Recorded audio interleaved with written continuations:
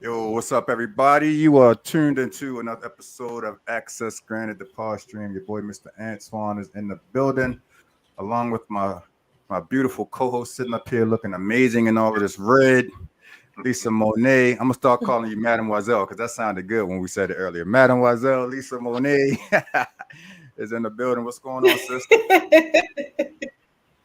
Nothing much. How's everybody? How y'all doing? All is well, man. Yo, happy belated Father's Day, man, to all of the fathers, man.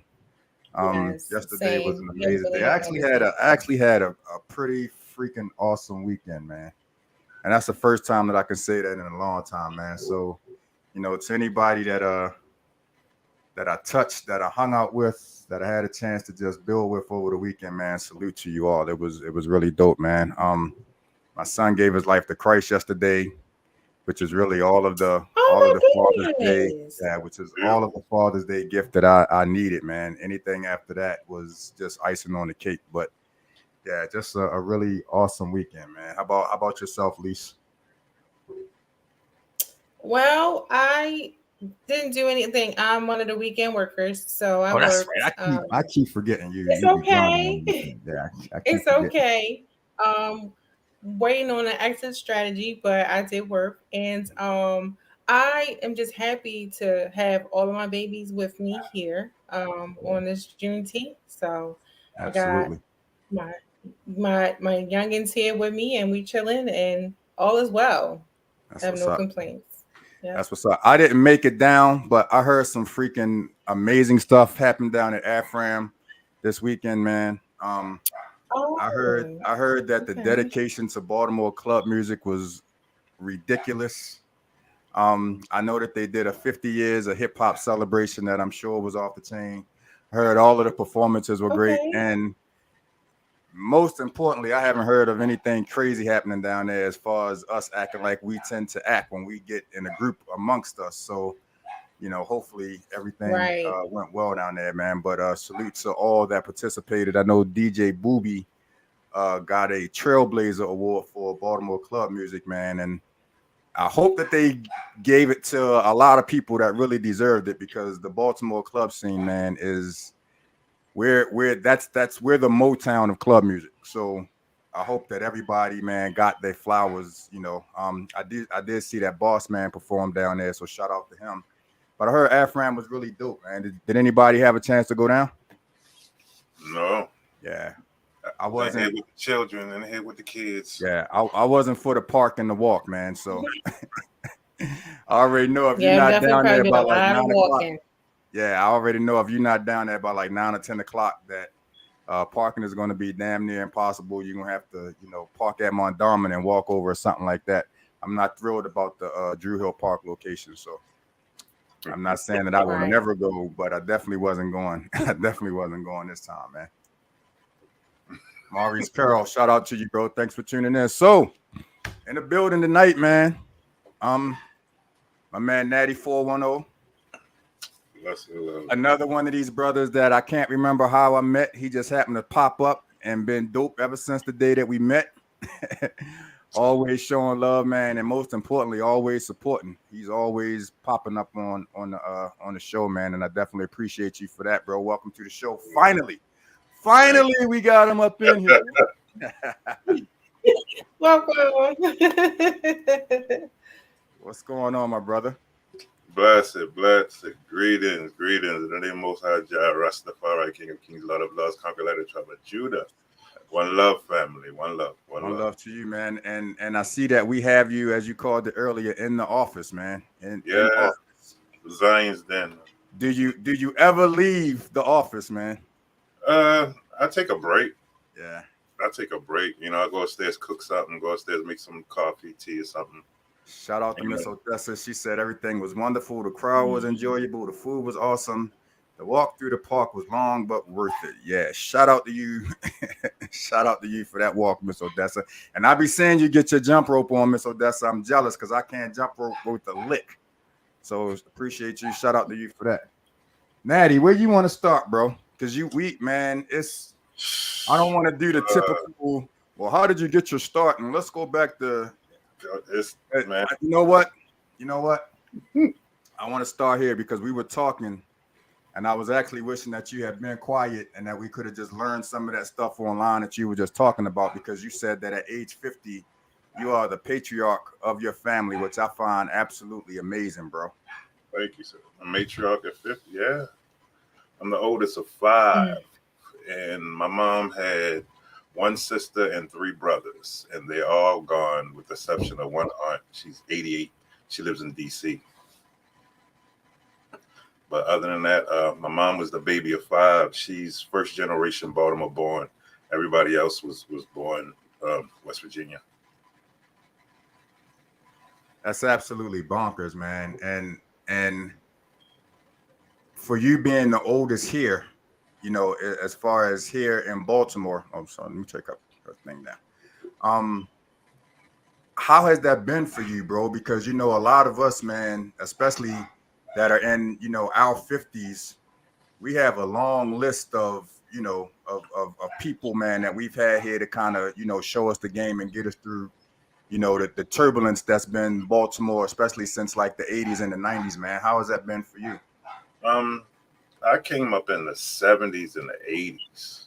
Like I was born in 73, so I was in I was born into the hip hop. I was born into the funk. I was born into the disco and reggae.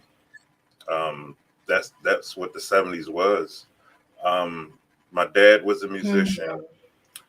My uncles was a musician. My dad friends were musicians.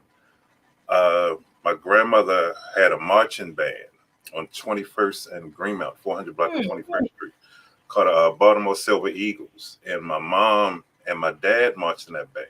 So I was one of the first generation of children born in that band.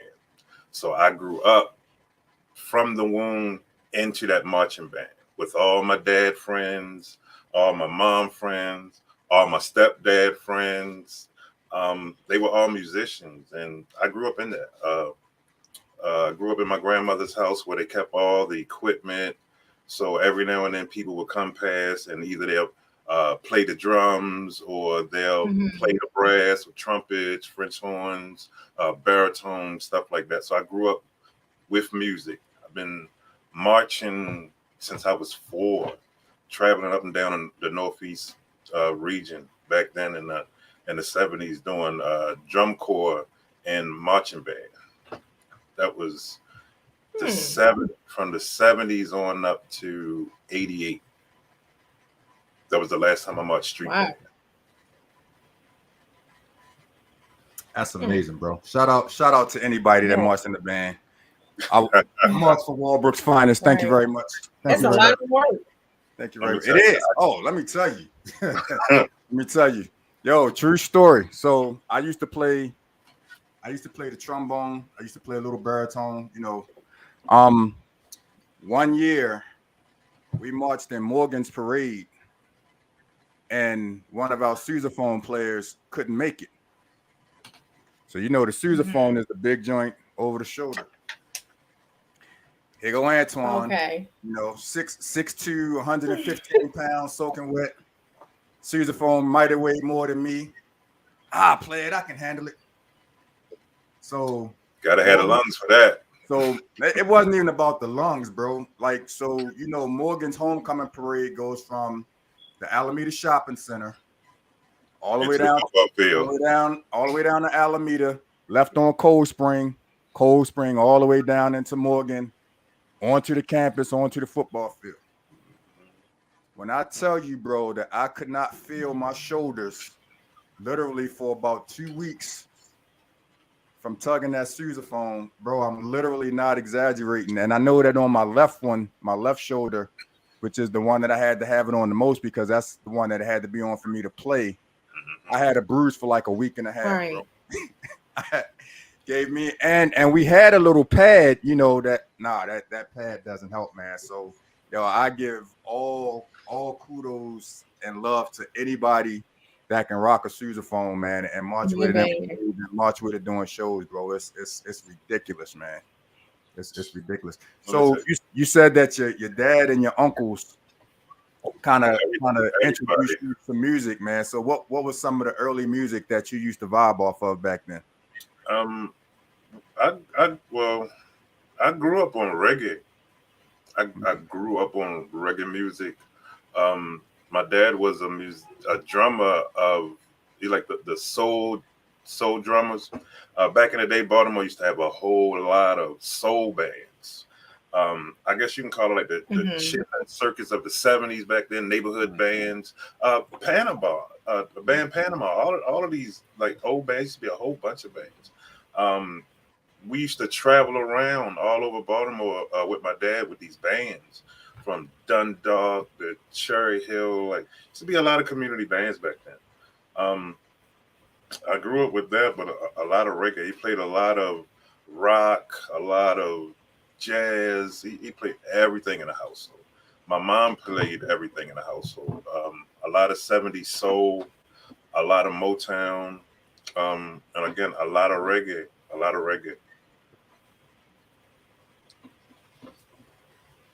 Having that mix of genres that you were listening to, because I'm gonna be honest, my family, when I grew up, it was strictly R&B. I grew up listening to like Earth, Wind and Fire, Teddy Pendergrass, stuff like that. I did have an older cousin who kind of expanded out a little bit into rock, but I wasn't around him enough to hear that music for it to like really affect me. So did soaking in those different genres really kind of help you as far as your musical taste and what you ended up doing? Later, way later. I was a b-boy coming up. I was breakdancing and beatboxing first. That was my first thing ever, breakdancing and beatboxing. That was it. Then it got into rapping. I used to go to Callaway Elementary School. This was the same year that North came up with Candy Girl. Wow. My principal was Mr. Curtin and Mr. Henderson. Mr. Curtin was this white guy. Mr. Henderson was the black guy. And after lunch, they would let us go into the auditorium and play records, break dance, rap on a mic and all of that. So it started from that, from beatboxing and writing little raps on on paper. And back then we used to have the tape recorder. Oh my God, I'm old. We used to have a tape recorder. you remember the little flat black tape recorder that you push the eject and lift the thing up, you put the tape in and put it down and record? We would put that beside the speaker and run the old Run DMC instrumental records. Because back then with the 7-inch, they would come with the instrumental, the instrumental, the acapella, and the radio version and the clean version, whatever. Yeah. So we would run the instrumental and put the tape recorder by the speaker and freestyle, and then put it in the boom box. The boom box, oh my gosh! Put it in the boom box and hit the streets and play it for all our friends. So you used to make pause tapes back then too, didn't you? Oh. No, it was no, it was just we didn't know what we was doing. We didn't know what we was doing. I grew up right around the corner from Jeffrey G. This was like right. I used to live on Reisterstown Road, Zone 15, Reisterstown, between St. Ambrose and Virginia Avenue, to be specific.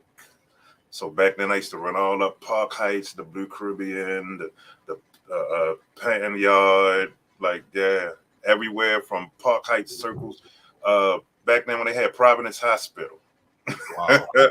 Yeah, like, you're definitely telling your age, bro. But you're younger than me, so I lived all over Baltimore. Yeah. all over this place. You know what? I tell people the same thing, man. I claim like from Liberty Heights and Garrison down to Walbrook Junction is like the area that I really claim because like the people to this day that are in the circle that I'm, you know, that I'm a part of, I met from around there. So that's like really the area that I claim.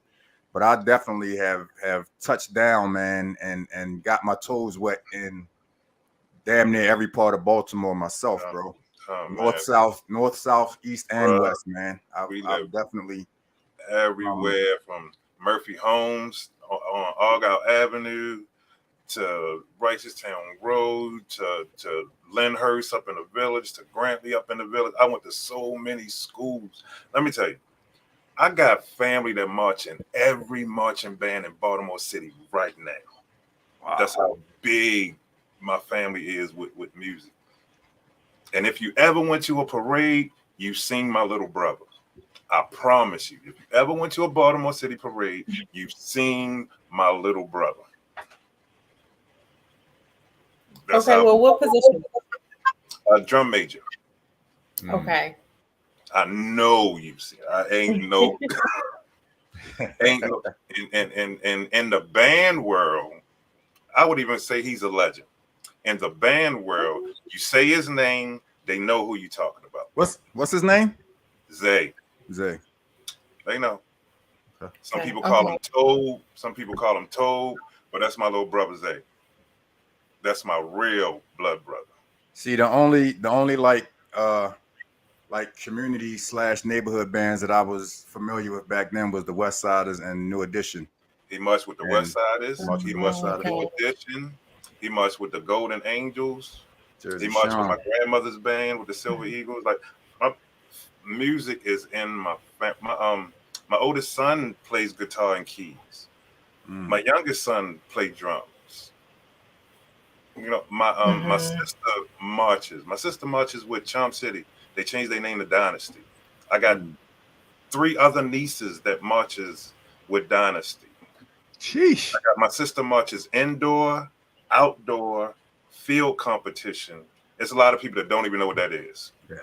It's something like the HBCU bands, but it's Battle of the Band kind of thing. Yeah, but it's on a different level. It's like Drum Corps International. You can get a general idea of that. It's called Drum Corps International. I did that for a year. Like I've been marching in marching band since I was 4. I stopped in 91. I stopped in 88, but I say 91 because my grandmother had a reunion for the band, and that was the first time I was able to march with my mom and my dad for that one time in like 91 before she disbanded the band and the name altogether. So we marched that one parade. What was your favorite parade to march in, bro? I'm American Day Parade. I'm American Day. I'm American Day Parade and the old Afram Night Parade. The night parade. I was gonna say my favorite was the Preakness because the Preakness parade was at night too. Yeah, that was the night parade. Preakness parade. Yeah. Bro, it was nothing like marching down Pratt Street going past the harbor at night, yo. Remember when they first started putting the glass in the street? Yep. The shiny glass in the street. Yep. Yes, sir. Yes, sir. It was. Yeah. That was our Macy's Day Parade, bro. Absolutely. For real. It was nothing like marching down Pratt Street, man. Absolutely. I remember when we used to march past Maryland General Hospital and couldn't make no noise. We just had to march silently because you couldn't make no noise when you were going past the hospital. Like that's all. Yeah. That's crazy. The Preakness, used to be everything, and we used to battle. New Edition. I mean, not New Edition. The West Siders used to talk so much trash to us, bro. They used to talk so much trash, and our comeback always was, "Well, we're a real band. Y'all ain't got no instruments, so y'all can't touch us." And we and that was it. Conversation was over. But I used to love the West Side. My mom marched until she got to an accident, and I want to say this was like 81. She used to run back and forth to Reading, Pennsylvania, Mm. because they had a drum corps up there called the Reading Buccaneers, and they still active today. The Reading Buccaneers. So my mom marched the championship years, 79 and 80, something like that. Then she got into the car accident, and then she got us into the program in 82. So we started doing indoor marching from 82, and I stopped in 92. I went in the military. I stopped and went in the military. See, this is why I love doing this show. I would have never thought that my man Knatty was a band dude, man. Marching, I would have never Let thought, me bro. tell you, bro, I used to teach dance and everything. I I taught mean, dance 3 years in the city, and mm, I taught 2 years in Frederick, Maryland, Lincoln High School. mm. Dance, choreography, drill design. Yeah, yeah, Lisa, I feel like he should get up and show us some moves. What you think? absolutely not. Right? I think you should. Absolutely not. I actually thought that when he said he used to break dance, but I was like, he ain't got enough room on the floor right there to really get down and do his thing. So, No, we don't want him to break nothing. Not break No, dancing. it's funny because my mom got us into modern dance and ballet at an early age. Remember when Fame was out? When Fame That's first good. Fame, my mom was a big Leroy Oh fan, my gosh, I used to love Fame. and she thought it was a good idea to take her only black child and put him in some tights and do that. And I live in the hood. I was living on Westmont. I remember my most happiest times in my life and my most saddest times in my life, and that was a sad time. Every time we got to leave out for practice every weekend, I got on tights. No. nah, she ain't do that to you, bro. Come on. Come Uh, on. They used to have a dance studio up in Mondawmin. I used to go there in the Oh, basement with a barbershop at. Wow. You down there? I used to Know go that. there. Man, y'all getting all the stories. Hey man, I used to Wow. practically live in Mondawmin, and I ain't know that part. That's crazy. Yeah, used to be a dance studio. I forgot the name of it. I never knew like, that either. 91, 92. 91, 92. I forgot Was the it name of downstairs? it. Downstairs, all the way Yeah, downstairs You with said a about a barbershop. barbershop. Yeah, Oh, yeah, I wouldn't have oh known. okay. Where the elevator at. When the elevator Mhm. go downstairs, Yeah. down there was a long time Mhm. ago. Long time Oh, shoot. ago. Well, 91, 92, I was probably in West Virginia, which is what we were talking about a little earlier. I was probably up there by then, so that might be why I didn't know about it. So look, man, I love to talk to you about the music and the producing and everything, but also like to get to know people on like a more personal level, man. Hearing these stories lets me know that you grew up in I won't call it a crazy time, but definitely a changing time in Baltimore, because I think we all kind of remember when like the crack era kind of hit. Absolutely. And I felt like we went from a time where we used to be very community, Absolutely. you know. I don't know if you know. Yeah. Well, you know Jay Royale, I'm sure. Absolutely. Yeah. Okay. So You remember recorded Jay? before? Yeah. So you remember Jay put out a album a couple of years ago called The Ivory Stoop, and I used to love that album cover, that art that he had on there, because it took me back to the days when people used to literally be out Clean every the Saturday stoop. morning cleaning their stoops, and just sitting out there. Talk a little bit about that transitional time when the city kind of went from the Baltimore that I remember when I was young and running around to, and my God, when I tell you it was a major change, like almost overnight, it was almost like crack just came through and just like Yeah. it was almost like a different city, like a big eraser came through and then came back another way, and it was a totally different city, honestly. When before crack came, we had a village. I had to take my glasses off and speak on it because it hit home real heavy. All my dad and my dad friends got caught up in it. Like my dad he was doing everything. He was doing it. That's why we moved so much.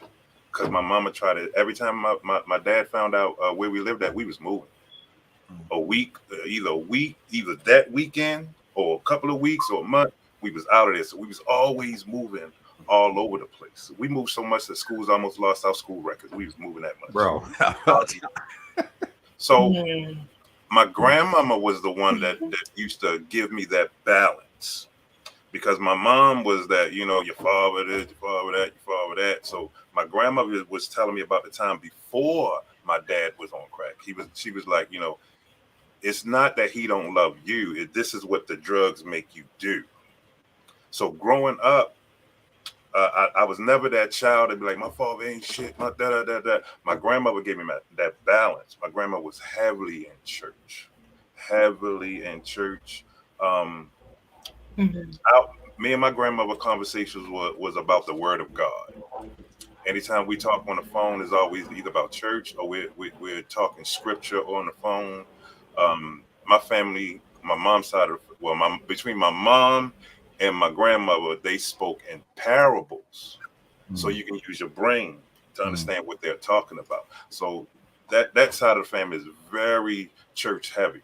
So my grandma would always let me know about drugs, what they do to you, and all these things. This was during the Ronald Reagan, just say no to drugs, and all that campaign crap and all of that. Man, It took out a lot of good people.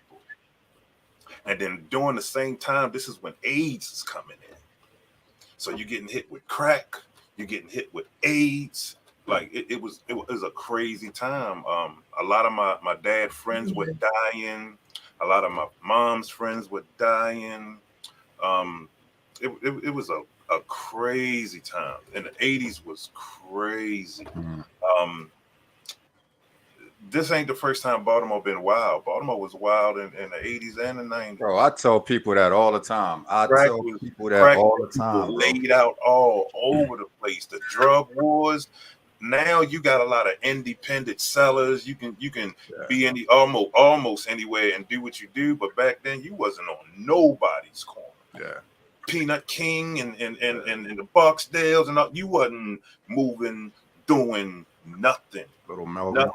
You had the high rises with the projects. You're like, yeah, Lexington Terrace, Murphy. Yeah, absolutely. That's why it always kills me, man, when and I'm 53, and I think you said that you're in your 50s already.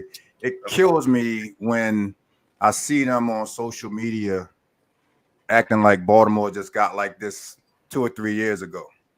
That drives me nuts, bro. I'm like, nah, man, you hear the news and stuff a little more instantaneously now because of social media and stuff like that. But Baltimore been the Wild Wild West. We didn't just start averaging 350 murders a year, and that's why every time we want to blame the mayor and we want to blame the police commissioner and all of that kind of stuff. I'm like, yo, it don't matter who you put in those offices, who you put in those places, man, until the people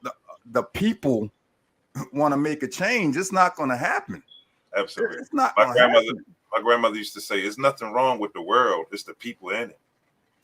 Absolutely. It's perfect. The people in it. Like my grandmother, wisest people I know with third grade education. But one of the most wisest people I know. My mom was a teacher by trade. Yeah. And then when Ronald Reagan did the big budget cut, my mom got laid off with a lot of her friends. And then we was running around some more for a little bit. Living on Baker Street, going to Matthew Henson, living in Dundee Village. Like we was moving all over the place. Then she became Hold up. What you know about Dundee Village, bro? I used to live out there with the two trucks. Come on, Alabama bro. Beach, Seneca, Elementary, bro. 32 Yeah. Aiken Circle, bro. Man, I don't remember the address, but we was out there. Yeah, I was out there. I'm gonna tell you, I was out there. You remember they had the big Amtrak crash out there. Yeah. And I was in elementary school at the time. They had a humongous. I mean, that was on news everywhere. I used to be out that part, man. That's crazy, bro. Small world. I found out me and Ellen G used to live in the same projects years ago, and we had known each other. We had known each other or reconnected with each other in 1995. And up until I had her on my show last year, we had never known where we knew each other from. And then I did the same thing. I had her doing a little history lesson, and she mentioned Fairfield Projects, and I had to stop the show, bro. I was like, boom, hold up. Fairfield Projects is where we met, bro. That's crazy, man. And yeah, my man Maurice is talking about how they used to have the runners go, bro. Garrison Boulevard, man. And like I said, I claim between Liberty Heights and Walbrook Junction. That strip, bro, used to, oh my gosh, man. My grandmother lived on Carlisle and Hilton, right between the Liberty and Gwynns Falls. Yeah. And the good community back then, like all them homeowners. Like I said, yeah, it was straight church, ain't no secular, nothing happening up in there. You was from around that way, Lisa? Yeah, I remember that. I used to go to Lamel. Oh, okay. When it was Lamel. Right by the reservoir. Right by the reservoir. Yeah. So my cousin used to take us down, and we was kids just to walk around the reservoir. Like my sister was rough. We was rough. We grew up in some rough neighborhoods. Like it was just me and her. My dad had 5, but me and my sister is by my mom. We got the same mom. And that's crazy because I used to go to Gwynns Falls Elementary for a minute, which is right at the bottom of the hill from Lamel. But by the time it was time for me to go to Lamel, we had once again moved. So I ended up going to Garrison. He was always on the move, man. Like, apologies for Lisa, everybody. She's in the area where she said it's actually kind of stormy and windy, and so I think her Wi-Fi connection keeps getting messed up, man. But hopefully she can get that straight soon, man. So yeah, man. You know, again, I keep saying I don't understand why people act like, you know, the stuff that's going on in the city now, you know, just started happening, you know, and, you know, everybody's blaming Brandon Scott because I guess he's the one in the office now, so he has to take the blame for it all. Absolutely. Baltimore has been off the chain, man. But the one reason that, oh, I'm sorry, go ahead. When you taking so much away from the kids, when you think about the things that we had growing up, and then you remember the time when they started taking these things away. Now you're trying to bring some of these things back that are obsolete. Like my mom put us in dance and all these other things to keep us busy, but everything was always based around music. Everything from modern dance music, marching band music, field competition music, school band music. I didn't start getting into the rapping thing until I got in the military. I actually started in '93 through a guy that was in the Air Force. I was in the Army unit on the Air Force base, and we used to do these little talent shows and whatnot to, you know, keep the troops busy. So me and one of my friends from the Virgin Islands entered as a duo, and we came second, and the guy from the Air Force came first. So we went to the barracks and did a song together, and that's the first time I saw a 4-track. He had a 4-track. He'd be like, "You come to my my barracks to the studio." I'm like, we ain't got no studio, no barracks. He had a 4-track hooked up to the stereo, hooked up to like a little radio system, and we recorded on that. He burned us off a cassette, and I played that and played that and played that. So when I got out and came home, I was like, I got to get that machine. I don't know what it is, but I got to get that machine. It was a 4-track. So I saw it on a pawn shop that used to be on a corner of Baltimore and Gay. Wow. And I bought it. It was like $299, $300. And I didn't know how to use it. You know how black people is. You know, I figured out. And my cousin had bought me my first professional keyboard. It was an Ensoniq 32 Plus workstation. So I had that and a 4-track, and I had that hooked up to my stereo system, and that was my first studio. Yep. Man, you just, bro, wow. Because I'm thinking about the first time that I went into what my friend considered to be a studio, and the setup that you just described was almost identical. Yeah.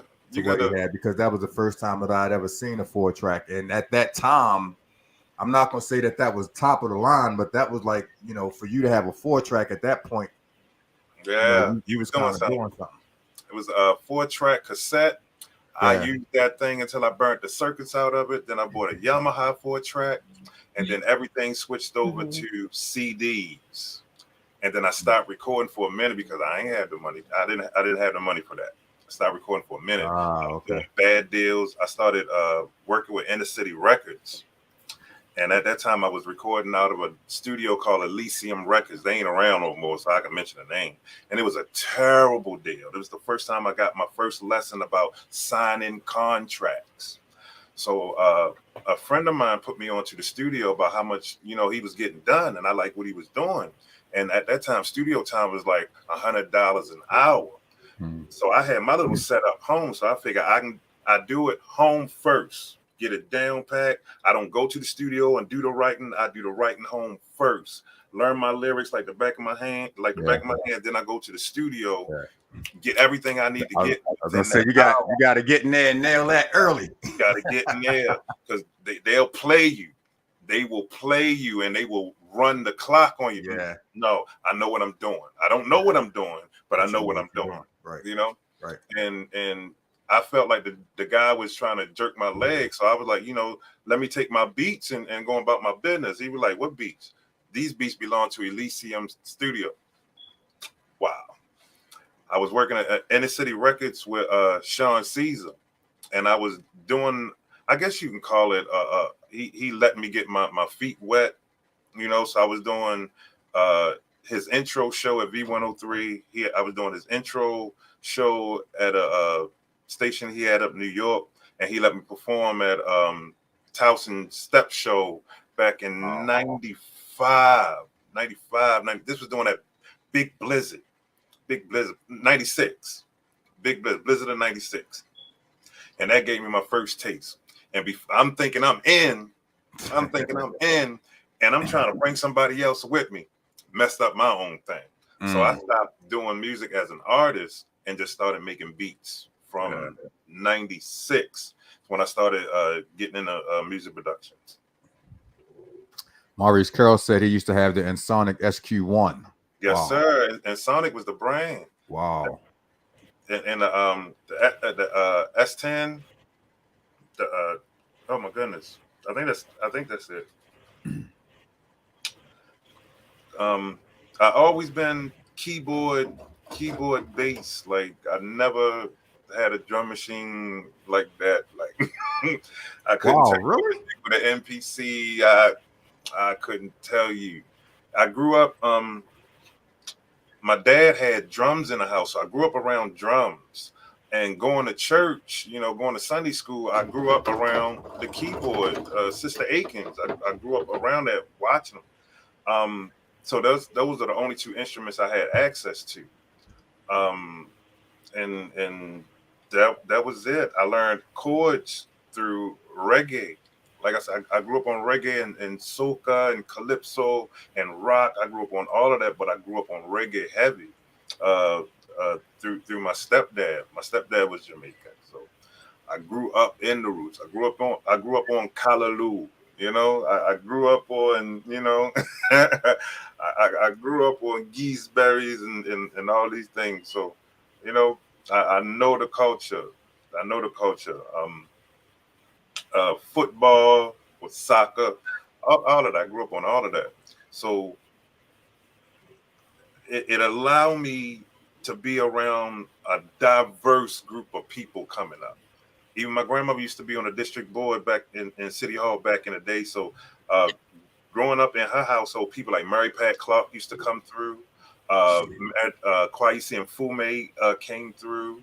I remember Meredith Burns came through. I remember Kurt Smoke coming through. But when I'm a kid, you see these people on TV. You don't know who they are, but you know your grandmother's an important person. So anybody that lived on 21st Street in that area, you knew who my grandmama was. I promise you knew who my grandmother was. I promise you knew who my grandmother was. She was that person. When they used to paint uh, uh, beautiful Baltimore, the neighborhood clean the blocks when I used to paint the tires between the houses and paint the curbs. My grandmama started that. My grandmama started that. So I grew up knowing how to do service, how to serve people, because that's what she did. She served people. She took care of all the children that was in her marching band, and my mom and my dad and all their friends was a part of that. So I grew up with access to all of these people with all of their experiences, and that helped shape me coming up, because I seen it. I'm the last of the Mohican. All of my sandbox friends are gone. Wow. Every last one of them. All That's of my cool. friends that I have today is from high school, the army, and music. Wow. So we have a question, man. Maurice Carroll is wondering, did you do any of the Anthony Jeter talent showcases back in the day? Nope. Nope. My artist did. When I had my label BPP, I put my artist through there, and it was a horrible experience. I would not do that. I would not do that. It was just a horrible experience. No, I didn't do the Jeter. Um, when I started getting into the music production, I got into it with my brother, like with my brother Zay. At that time, he would do the chords because he was better than me on the keys, and I would do the drum patterns. And then when we stopped doing music together, over the years, I learned how to do the chords just as good or even better than him, along with the drum pattern stuff. And I just been running with it. And in the process, I learned how to play a few instruments through a friend of mine named Aaron Verrett. He lives in Florida. He got Clockwork Music. He's from Biloxi, Mississippi, but I met him in DC. Started listening to his tracks and heard the guitar. I'm like, I got to learn to play guitar, and that was one of the best things, the best decision I made to learn to play an instrument. And I wish more I wish more producers would do that. Because it's just something about a live instrument on a track for me that makes that track about 100 times better. And I remember, especially during pandemic time, bro, I used to sit and watch you live for about an hour sometimes when you were going live and you were cooking up, some stuff, man. And it was amazing to watch because it's something that I've always wanted to learn how to do and just never have. Oh, But I'm one of those guys that would always want to be a fly on the wall, it in teaches you studio sessions and stuff like that. patience. It teaches you patience. Like when I'm stressed out, like just bugged out, it's nothing like playing my acoustic guitar. I'll sit. I got a park in my backyard. I'll sit in the park and just play. Or I'll sit on my front porch and just play. Or I just sit down here and just play. Sometimes play and cry, but I just play. It's nothing like the sound of that acoustic guitar, and it's nothing like the feel of it when you playing it. And I'm still a student of it. I'm self-taught. I don't know anything about music theory. Anything. I play what I feel and whatever the Most High blessed me with the play at that time.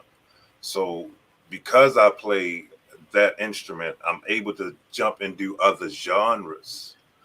Um, my main genre I do is R&B, neo soul, and reggae. Heavily in the R&B, neo soul, and the reggae. But when I got on the Baltimore scene, I got on the Baltimore scene as a hip hop producer because that's all that was going on at the time through First Fam. First Fam, my cousin Block Hugger brought me on the scene on Baltimore, the Baltimore music scene with First Fam. This was back when G Major, Arsonist Camp, Hip Hop 101, Mr. Wilson, Sonny Brown, like oh, Five Seasons was the place to be back then. That was our 8 Mile. That was our basement. Like on Guilford. That was the place to be. So I was fortunate enough to come up through that time. But I was moving around as a hip hop producer. And then I started BPP and brought on some other artists so I can do more writing, more producing for multiple genres. And I had a staple of artists back then. I had the Ruckers. I was working with Savage, Penn Savage, Savage the Beast then. I had Nico, A-Love, Jatim, Wood, Sanika Imogen with Mika and Miss Sonia. Um, I'm missing out anybody? Yeah, that was it. That was it. A-Love, that was the squad. So I had pop, I had adult contemporary, I had R&B, hip hop. I had it, and then things fell apart, and out of that formed the Trackazoids with my guy Donnie Jones, because we were having the same issues. I was going through a terrible situation.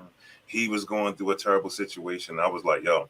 Well, he was like, yo, we should form a music production team. I was like, I don't want to have nothing to do with no label, no nothing. He said, no, just music production. Like Justice League. I was like, bet. He said, we'll recruit some more producers, form a production team, share our resources, all of that. Great idea, but it wasn't executed right. So that fell apart, and we're back down to the original 2 members. We got up to 5, but we back down to the original 2 members and keeping it like that. So I have the 9410 music brand and the Trackazoids brand. And so was it business that made that situation fall apart, or just was it like creative differences business or a combination? Okay. Mix business and pleasure, it never works out. Yeah. It never works out. That's my number 1 rule. I never mix business and pleasure. Yeah. I've never slept with not one artist I've ever worked with. Never. That is a principle and a moral of mine. Yeah. I don't do that. I work with you because I love your talent. That's why I record around my family. Right. I'm not about that. I love what I do. I love what I do. I make music for me first. That's why I tell people music saved my life. Music saved my life. All my friends are dead. All my sandbox people are dead. So to be able to do music and share this with other people that love it the way I do, and people really want to check for me for my music production and what I do in this little room with, I give thanks. I give thanks. Yeah. I've worked with some artists that I looked up to, some artists that I dreamt of working with. Just man.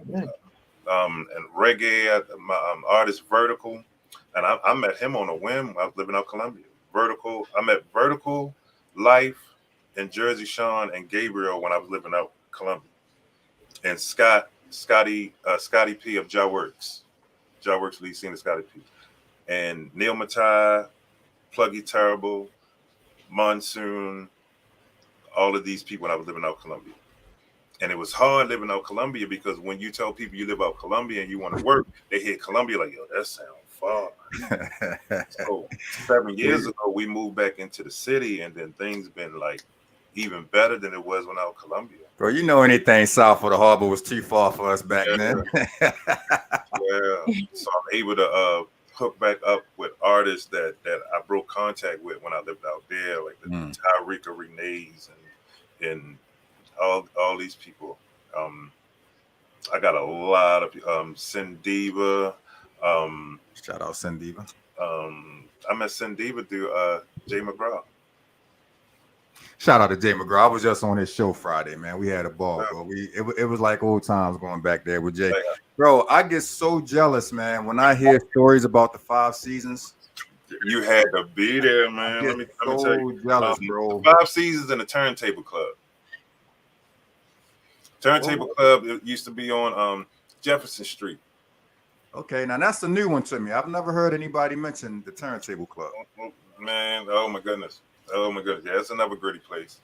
Well, you know how Jefferson Street is, so it's over by McElderry and all that. So you know how that is. I used to live over there too. Highland Avenue. Like I lived all over the place. Like it was a good era to come up in. It was a good era. The Shaka Pits, all of that. It was a good era to come up in. But as a producer, it was hard trying to shake that. And I've been trying to shake that ever since. So I work heavily in other genres. More so than hip hop right now. And this platform to go live and make music live so people can see the process and what I do, because I don't sample a lot. I want you to see what I do from scratch. Yeah. Rube Rice is mentioning the Black Hole. I've heard a lot about that spot too. Yeah, the Black Hole that was out in Dundalk. I think that's German Hill Road. German Hill Road. Yeah, I heard a lot Black about Hole that. make you feel like a superstar. Make you feel like a superstar. The whole setup, make you feel like a superstar. That was a good era. That was a good time. 2008, 2009, 2010. That was a good time. Maurice is saying teach him how to go live like that, but if I'm not mistaken, you were just going regular live on Facebook. You weren't doing like any I wasn't streaming platform or anything. Yeah, you were just going live on Facebook. Right, and I was doing both, but the platform, the app, I didn't have the app that I have now, OBS Studio. So OBS Studio allowed you to see me. Before, you can just see me, but you couldn't see what I was doing. Mm-hmm. So with OBS Studio now, it allowed you to see me and allow you to see the program that I'm using. It allowed you to see my sound banks. It allowed you to see the step-by-step, blow-by-blow of everything I'm doing. The only thing that it don't allow you to see is a lot of the plugins that I use, which I don't know what that's about, but everything else you can see me step by step. He says thank you, and you mentioned Shaka Pitts earlier. Yeah, that was my guy. I love his voice. So if you ever heard Shaka Pitts rap, man, I used to live in Mississippi. So when I came back to Baltimore from Mississippi, and came down to 5 Seasons, he was one of the first voices I heard. I was like, yo, who is that? Yeah, Shaka Pitts is that guy. He that guy. Yeah. And this is totally random. This has absolutely nothing to do with the show, but Shaka Pitts had a little run-in with a racist in Towson. Yeah, I saw that over the weekend. And really? if you're in the Towson area and you want to, go buy you some, adult beverages or anything, because he was just there to buy pistachios. Don't support Towson. I believe it's called Towson Wine and Spirits. Don't that's what it is. Towson Wine. Don't support that place. Totally random, but you mentioned them, and as soon as you mentioned them, I thought about it. I don't know if you saw the follow-up video, but Shaka mentioned in the follow-up video that when a dude walked outside, he actually had a pistol on his hip. Oh. So that could have gone, that could have gone a totally different way. And this is a store owner, which I'm sure gives him the right to do so. But, Shaka could not be here right now if that had gone, another way.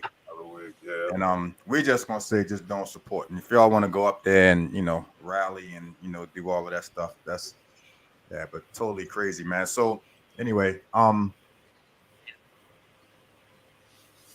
seen a few of the people that you work with, and you have a nice little resume outside of just the artist here in Baltimore. Yeah, I try. Now I know you're not a name dropper, and I know you're a very humble dude, but just give us a little list of some of those that you have worked with outside of the area. Your Baltimore list, bro, is I love my city. That's why I put it in my name.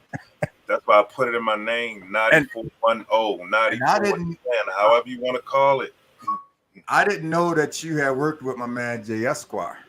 Yes, sir. Yeah, we working on this project right now. But Jersey Sean. He's on early. I think he might still be here. I did General Pecos.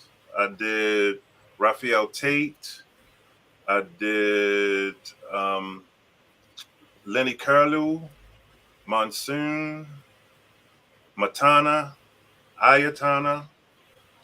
These are dancehall or reggae artists. Vertical, Neutron Obliv, Enhance. Man, it's a lot. It's definitely a lot. Jim Jones, No, NOE, know the name, know the Mhm. difference. Matter of fact, I met got me to meet Jim Jones. That's a Wow. Bird Gang Dipset Hmm. Yeah. thing that was going on back then. Um, that, Okay. that's it. That's it so far. And Jenna Basuma. Jenna Basuma. She's from what's Yo, that? shout The out to Jay Suma. She's a monster, bro. Jay Suma is a monster, the man. monster. She's a She, monster. She's a she, monster. her voice is so freaking powerful, bro, and her range is so ridiculous, man. She's a I'm monster. I'm a super huge fan. Rube Wright says that Natty is top 5 in Baltimore, hands down. I think that goes Oh both man. ways, bro. Thank I you. think that I think, and that's coming from a guy who's probably top 5 himself. So Yeah, like what I love about Rube, people like Rube and Maurice Carroll, they play instruments. mhm. You know what I'm saying? It's a lot of people that go straight to the sampling, and it's cool, but it's nothing like that feel of when Yeah, you hear your music played with a live band. yeah, You can't fake that feeling. yeah. You know, like I wish I could mic my drums and have J Funk or send J Funk some stems to do my drums, but I try to get it to as close to live sound as I can, Yeah. you know, and use my children. These are my children. Yeah, I was thinking that earlier. You got a nice little collection back there. They only got two more right I here, see. a couple in the closet. Um, I just love to explore playing the instrument. I ain't the best guitar player. I'm not Right. the best keyboard player, but I try to make the track do what it's supposed to do and have enough room for the artist to do what they do. I just create the canvas and let the artist paint the picture. And shout out to Rube Rice, man. I don't know if y'all saw the show last week, but his daughter Chobino, her video for her new single is actually about to debut in about an hour. So y'all make sure y'all be on the lookout for that, man. Gotcha. Cause I'm in it and I'm dancing and I'm dancing for about 5 seconds, and then I thought about what I was doing and I had to stop. But shout out to Chobino, man. But look, and you said that you're self-taught on all of these instruments, right? Yep. Um, I still got my first book that I learned from. It's called a Guitar Encyclopedia. Okay. I used to work at the post office, and one of my coworkers, when I got the guitar, used to sit in my car and try to mess around with it. And he saw me one day, and he was like, "You playing?" I'm like, "I'm trying to learn to play." He got it, he tuned it, and just started playing, playing, playing, playing, playing. Hmm. I was like, he gave me my first couple of lessons. He said, "Learn my major scale, my minor scale, my major chords, minor chords, and major seven chords." So I got the Guitar Encyclopedia. I went out in Barnes and Nobles, saw the Guitar Encyclopedia, highlighted all the major chords, minor Yeah. chords, and started learning guitar by finger positions. So I know how to play by finger positions. Hmm. And how difficult is that? And shout out to Jersey Sean. He is still there. And Jersey Sean, we gotta get you up here sometime too, man. That I would is love to my talk to you. God. I'm That sure. is I'm sure. my God. Yeah, I would love to get him up here and pick his brain, man. But how long? Because I've been watching people play guitar. I love the bass guitar. I've been watching people play for years, man, and I never got an understanding of the actual like finger placement Let me of, tell you, of playing the guitar. I learned to play the bass on a whim. I saw a cheap bass out Bill's Music Bill's Center. music. It was like Everybody goes to Bill's, man. it was like a $200 bass. I was like, Yeah. all right. Matter of fact, this is my first bass right here. That same bass. That was 2008. I went out and got that first bass, and I was just playing scales on it. I just play even now. I play scales, a couple of slides, but I play scales. But that's how I learned. That's how I learned. I learned with what they call it chromatic scales, one after another to get your finger exercise. Yeah. And it took me forever. Like I wanted to throw that thing. I started learning around 2007, 2008, and I still suck. But when you're recording, like I'm a studio recorder. Like I like to play in the studio. When you mess up in the studio, you can do it again. You do it, record another shot. But when you mess up live, you mess up live. And the first live situations I started playing was Sendiva and Jersey Sean playing acoustic sets, Dreadlock Soul, and then Jersey Sean with the Raw Emotions project. You know what, bro? I'm gonna be honest with you. You just gave me some inspiration, man. Cause I work in Catonsville, and I don't go every day, but I have to go Wednesday. Mhm. And when I go out there Wednesday, I'm not gonna be there, but for like a couple hours, I'm gonna stop at Bill's, man, and see what they got up there. And I might just go ahead and make that purchase, bro. And just, I mean, I'm gonna probably do my learning through YouTube University, because you can pretty much learn everything on YouTube now. But that just kind of inspired me to go and do something that I've been wanting to do for years, man. For years, Man, like like I'm about to teach my daughter guitar. She's 7, and teach my granddaughter the keys. At least teach her the basics and the fingering. So, you and know, you know what made me fall in love with the bass guitar, bro? The intro to Sanford and Son and the intro to Barney Miller. me, it's just reggae. Reggae, Hey, yeah, the bass. yeah, Hey, reggae, yeah, reggae. It yeah. works for me every time. Let me tell you. And that's what I do with my R&B. Like my R&B are reggae bass lines. Chords are chords. They either going to be major Yeah. chords, minor chords, as Right. far as the chord progressions. But it's nothing like that bass. And that's why I like to play the bass. I got the 5-string bass. I got a 6-string too. And I keep my 4-string bass for sentimental reasons. But it's nothing like that bass. You go to a reggae concert, you're gonna feel it and hear. Right. And the drums with the one drop, you're gonna feel it. And that's my formula in everything. Whether I'm producing house music, whether I'm producing R&B, neo soul, dance hall, Afrobeat, it's always that bass, nothing like it. Maurice Carroll said, "Who's your favorite bass player?" I don't know. Oh, I come don't on. know. No, let me tell you. You talking about somebody from scratch. I don't know no guitar players. Don't know no drummers. You talk about somebody that went to a store naked and be like, I don't know what this brand is, but I see the price that I can afford. So I'm going to get this. I'm going to grab this guitar book and I'm going to learn like that. I didn't have nobody around me to say, go look up this person or go look up this person, because I wasn't around a lot of musicians at that time. And even now, like that, matter of fact, the very first musicians I started getting around was Bangladesh and Maurice Carroll. They were the first musicians I was around here. So everything is literally self-taught.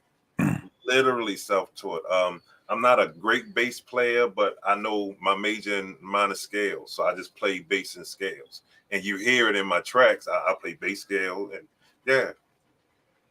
Bro, I would love to see you sit in with the Bangladesh project one time, bro. Oh my! I sat in with Bangladesh and Cat and the Colonel and the Colonel. His pop, back in Diva. His pop, yeah, yeah. Pop is a bad man, bro. I played with Bangladesh and I played with Maurice Carroll with the Dreadlock Soul Band. We backed Sendiva for Dreadlock Soul Volume 2 release. Yo, where's the audio or the video of this? I need this in my life. It's on YouTube. It's on YouTube. All right, Sendiva stuff is on YouTube. Jersey Sean stuff is on YouTube. Vertical stuff is on YouTube. Raphael Tate stuff is on YouTube. Gabriel stuff. The Real Storm. I got a reggae rhythm called the 410 rhythm. Yeah. A rhythm out of Baltimore, a reggae rhythm with all these big artists on it. I got that linked through Neil Matai of 88.9. Neil, any dancehall reggae artists that come through Baltimore comes through 88.9 for promotion. Mm-hmm. So me and Neil linked up through the Real Storm, and I build the rhythms, and he'll reach out to the artists to voice them, and then we handle the business like that. So that's how I got access to all these up and coming and veteran reggae and dancehall artists. Hey, Lisa, we're not gonna let you get away. We're And not then gonna let you get away, Lisa. with R&B right now, I have Tyreeka Renee, I have Jersey Sean, I have Life Stevenson, Lene Michelle, J. Esquire, Black Harmony. Am I missing anybody else? No, that's about it. That I'm busy with right now. Like I'll be busy. Like I got insomnia, so I don't sleep. You know, that's why I be up and y'all be seeing my posts at 3, 4, 5, 6, 7 I was gonna o'clock. say, so some of your best stuff might come after midnight, man. For real. It comes whenever. Yeah, That's the good thing about having a home studio, because even when I'm in the bed and I'm trying to chill, if I got an idea and I can't get it in my phone fast enough, I go downstairs and I lay it down real quick. I'll be down here for let me tell you what my gas electric bill look like. It looked like rent. It looked like rent, but that's just I love what I do, and that's just an investment back in the business, man. So that's not, absolutely. You know what I mean? It's worth it. It's worth it. Absolutely. When did you get to the point where you could make your producing and your music, be able to do it full time and pay the bills and everything for you? Oh my goodness. I quit my job premature. Okay. I'm telling you the truth. I had this grand idea that I can do it and all this and all that, and not understanding that there's a million people out there to do the same thing that you do or trying to do. If you fail to plan, you plan to fail. And I didn't plan. Say it again, bro. Say it again. If you fail to plan, you plan to fail. And I didn't plan. But I had other things to fall back on because I'm a vet. So the VA been, get me through. So that just gave me even more inspiration to be able to work full time with artists, because I don't have to worry about punching a clock. Yeah. And I give artists a lot of room and to create and not worry about the clock, because for me is not about the money. Some people be short. I mean, still pay me what I'm worth, but if we're working on a great record, the energy of that vibe is going to make me not worry about the clock. But if we working on a record and it's dreadful, you gonna have to pay how you weigh, because man, I don't. I'm not for the get ready. I'm for the ready. I'm not for the get ready. I'm for the ready. I don't have the energy or the ears no more to do vocal training. I don't have the patience no more. I don't. And just I was just gonna say, just to piggyback on what you just said, Maurice said, and this is where a mental understanding of the business comes in. So many of us learned the hard way. And yes. And I hear this all the time, bro. I hear that all the time, man. Like like when you I thought first people met Maurice Curl, that's what he was doing. He was doing the mentor. I was learning a little bit from somebody else, but that somebody else had went to his class and I didn't know. So when I met Maurice Curl, he was telling me about I couldn't get the money together at that time, because during that time I was in a messed up situation. I was in a messed up headspace, but I had the music. But I never was able to make it to his class. I'm available now. I gotta now. Like it's still a lot that I don't know, and it coming up. It's like you shooting in the dark and hoping something to stick. because you learn it by trial and error, and that's how that's not the way you're supposed to learn, but most people in my situation, that's how you learn. That's how you learn. I never wanted to do this as a business. I had a friend of mine named Dwayne Charles that told me to do this. Go down and get this as an LLC. I don't want to do this. I don't even want to be an artist. I was just making beats and rapping at the time to talk about my supervisors and coworkers. I'm working at the post office. I'm working 16, 18-hour days with some horrible people. And you can't put your hands on them. So I got music. I can go home, make a beat real quick, throw a quick 32 bars and get it all off my chest, put it on cassette, listen to it at work. I'm good. I did that for 11 years. All right, so walk me through this process, yo. I got this fire artist. Her name is Lisa Monet. She's ready she's ready to do a project. I'm just talking hypothetical right now. I got this fire artist. Her name is Lisa Monet. She has, let's say, an EP's worth, 5 or 6 songs that she, song ideas that she wants to do. She's looking for a producer. I say, yo, go holler at Knatty. Natty's dope. He can probably hit you off with any kind of, any vibe that you want musically. Lisa Monet hits you up. Walk through that process. It depends on what are we doing. Are we doing original production? Are we doing something that I already have together? It's original. It's all original. Okay. How many songs on the project we doing? What's the budget like? Okay. What's the budget like? Are we doing any collabos? Am I working with any other producer? Are we bringing anybody else in? Understanding what the split is of the project. Is this anything that's going to be released? Those basics. Definitely contracts, split sheets. Because sometimes it's a hit and miss. Sometimes artists don't be they be expecting some unreal stuff. Are you leasing or are we doing exclusives?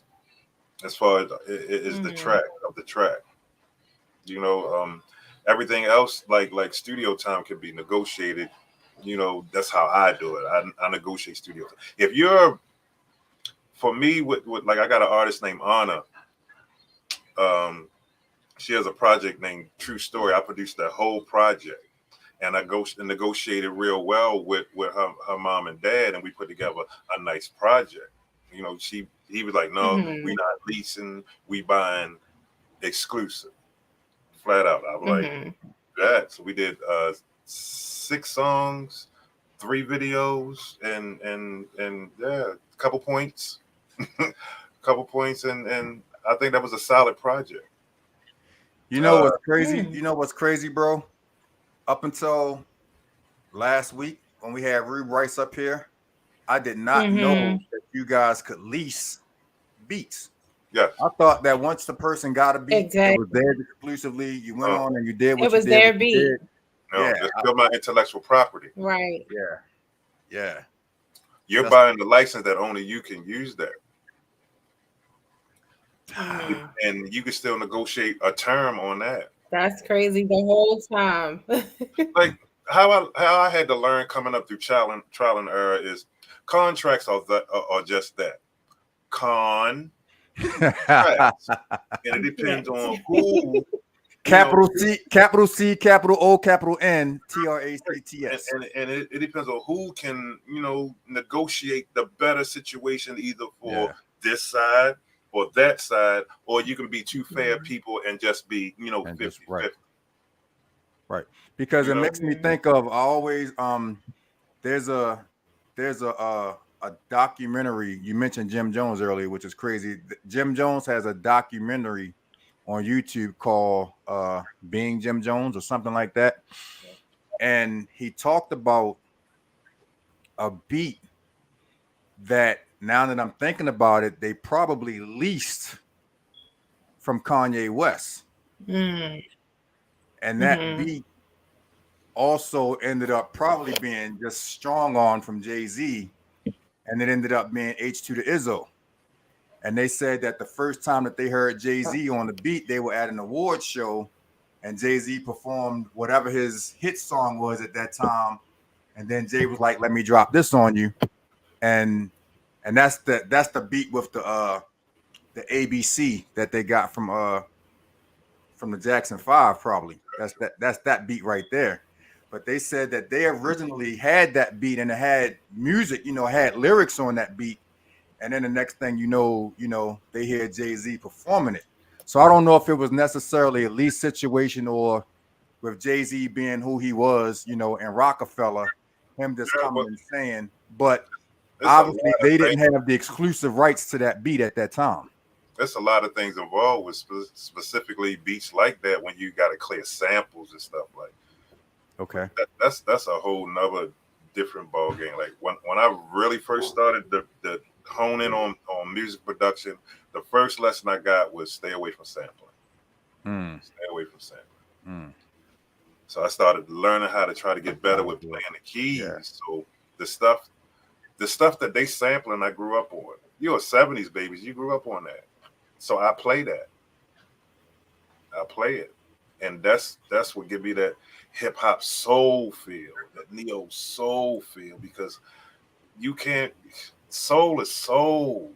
You feel it. You feel it. And Maurice Carroll is saying get those stems, and I'm not sure what the heck stems are. So can you explain that a little bit? And then I got another question I want to ask you. Okay. Stems are when you make a track, most producers layer their tracks. Okay, you got the kick, you got the snare, you got the hi-hats, you might have some toms, some chords, the bass, and they are all individual. Individually, they're called stems once you bounce them out into audio. So when you render them or bounce them out, you'll have the audio with just the kick, the audio with just the snare, the audio or just the hi-hats and everything synced in with your beats per minute. So when you send them stems out and the mixing engineer or whoever's going to mix this beat or these vocals, as soon as they drop it in their DAW or their digital audio workstation, everything is going to line up. And make sure that the stems are named what they're supposed to be. If it's a kick, name it the kick. If it's a snare, name it the snare, because sometimes people send stems out and they just say audio 1, audio 2, audio 3, audio 4, and you don't know what it is. And you have to go back and solo and listen to each one and start naming them yourself. I hate that. So when I send my stems out, I make sure everything is labeled right and everything. Okay.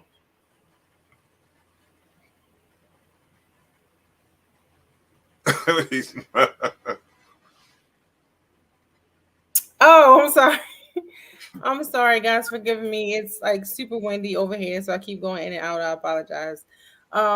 So when you say the stems, is this for if you're creating a project with someone else, they would be sending you the stems and then you would have to put it together, or I don't know. I need a little bit more.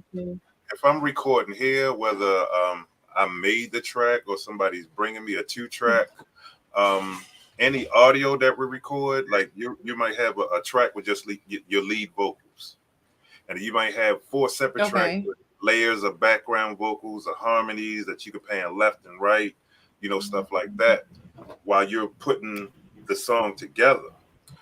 But once you render the song as a whole, you get the MP3 of the whole song. But when you want to send them out for the mix, you have to send out each individual audio track. So the receiving engineer can have it exactly like you have it. All the audio lined perfectly together, named, so he don't have to go in and try to figure out what this is, figure out what that is. He can get to mixing. That actually makes sense. Okay. Yeah, that actually makes sense. Yeah. So here's my next question, bro. Okay. You said that you kind of steer away from sampling, right? Right. So, and I'm glad to have a producer to ask this question to. So, a few years ago, Pharrell and Robin Thicke put out this song called Blurred Lines, right? Hmm. Yeah, And you yeah. know that they got sued for that song by the estate of Marvin Marvin Gaye. Gaye for obvious reasons. And they actually tried to defend it almost as if they never heard the Marvin Gaye song, right? I mean, they really tried to act like they never were. That's So, that's the thing about sampling is you got people out there with a great ear that that knows, and sometimes people don't dig deeper in the they don't dig deeper in the crate to come up with something like they're sampling right now of things that's from the 90s. Like is we know 90s music like you right, but for me it right. was the business of how to clear a sample. Like from my understanding at that time of how to clear the sample, just didn't have the money or even want to entertain that. So I just kept, Right. doing push-ups while they was doing jumping jacks.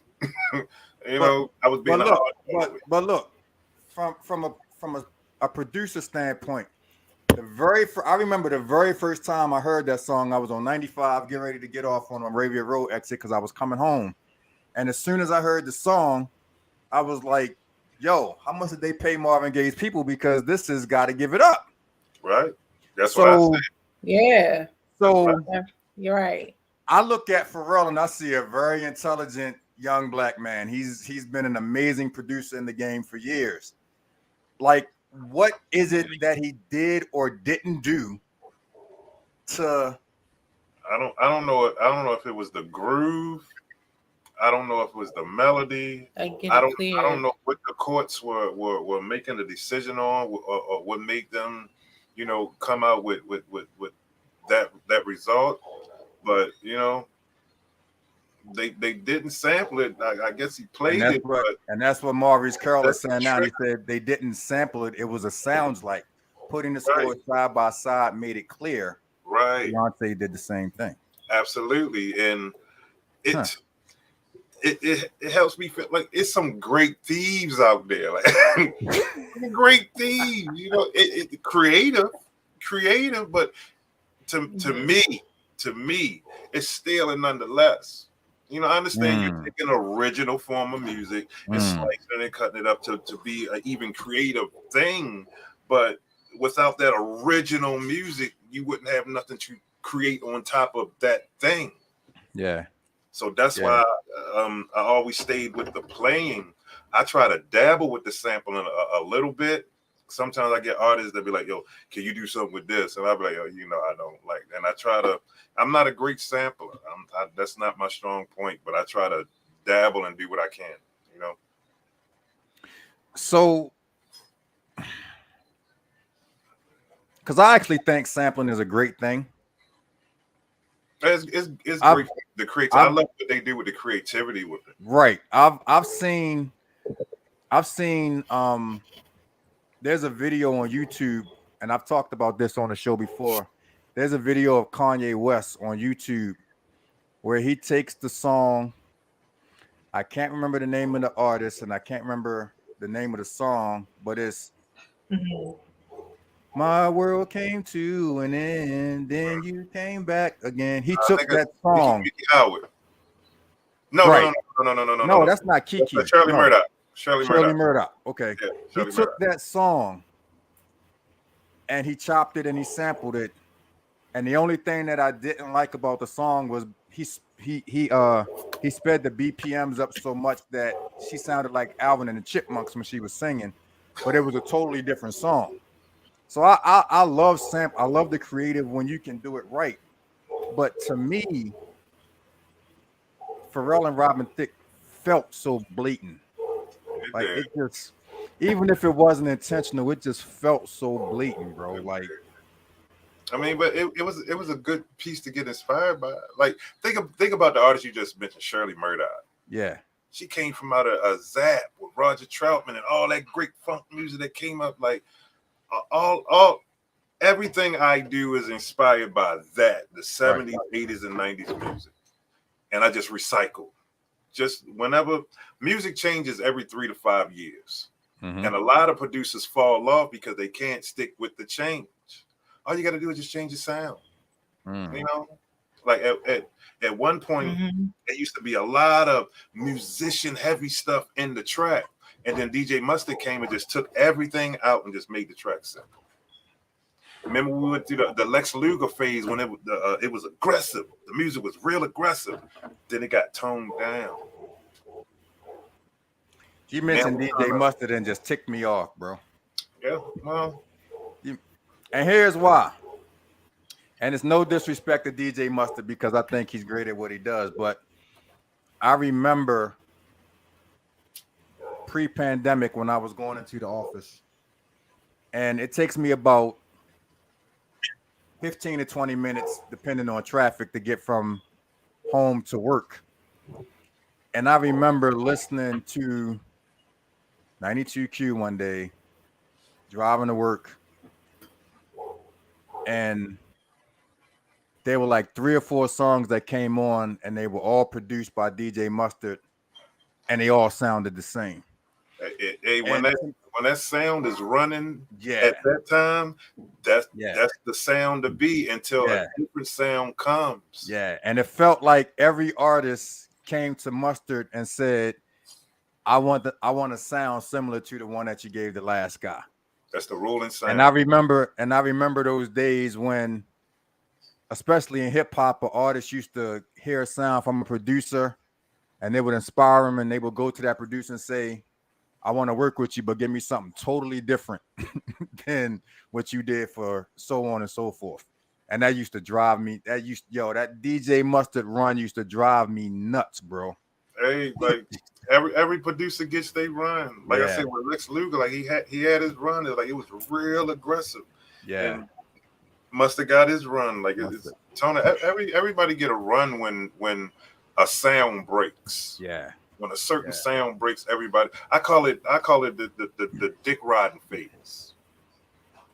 When this sound comes out, everybody rushes to do that sound. Auto-tune, for example. When T-Pain came out with I'm in Love with a Stripper and all that, so many that following year, everybody had crack version of auto-tune. And they're still doing it. They're still doing it. They're doing it a whole lot better now than they were doing it then, because the program was fresh and ain't nobody know how to use it. They was just in a rush to be out there and be out use it. Right. And it's just one of those things, man. So I have a question from one of our viewers, and she's one of my favorite people in the world. Thank you, Mama Tina, for tuning in.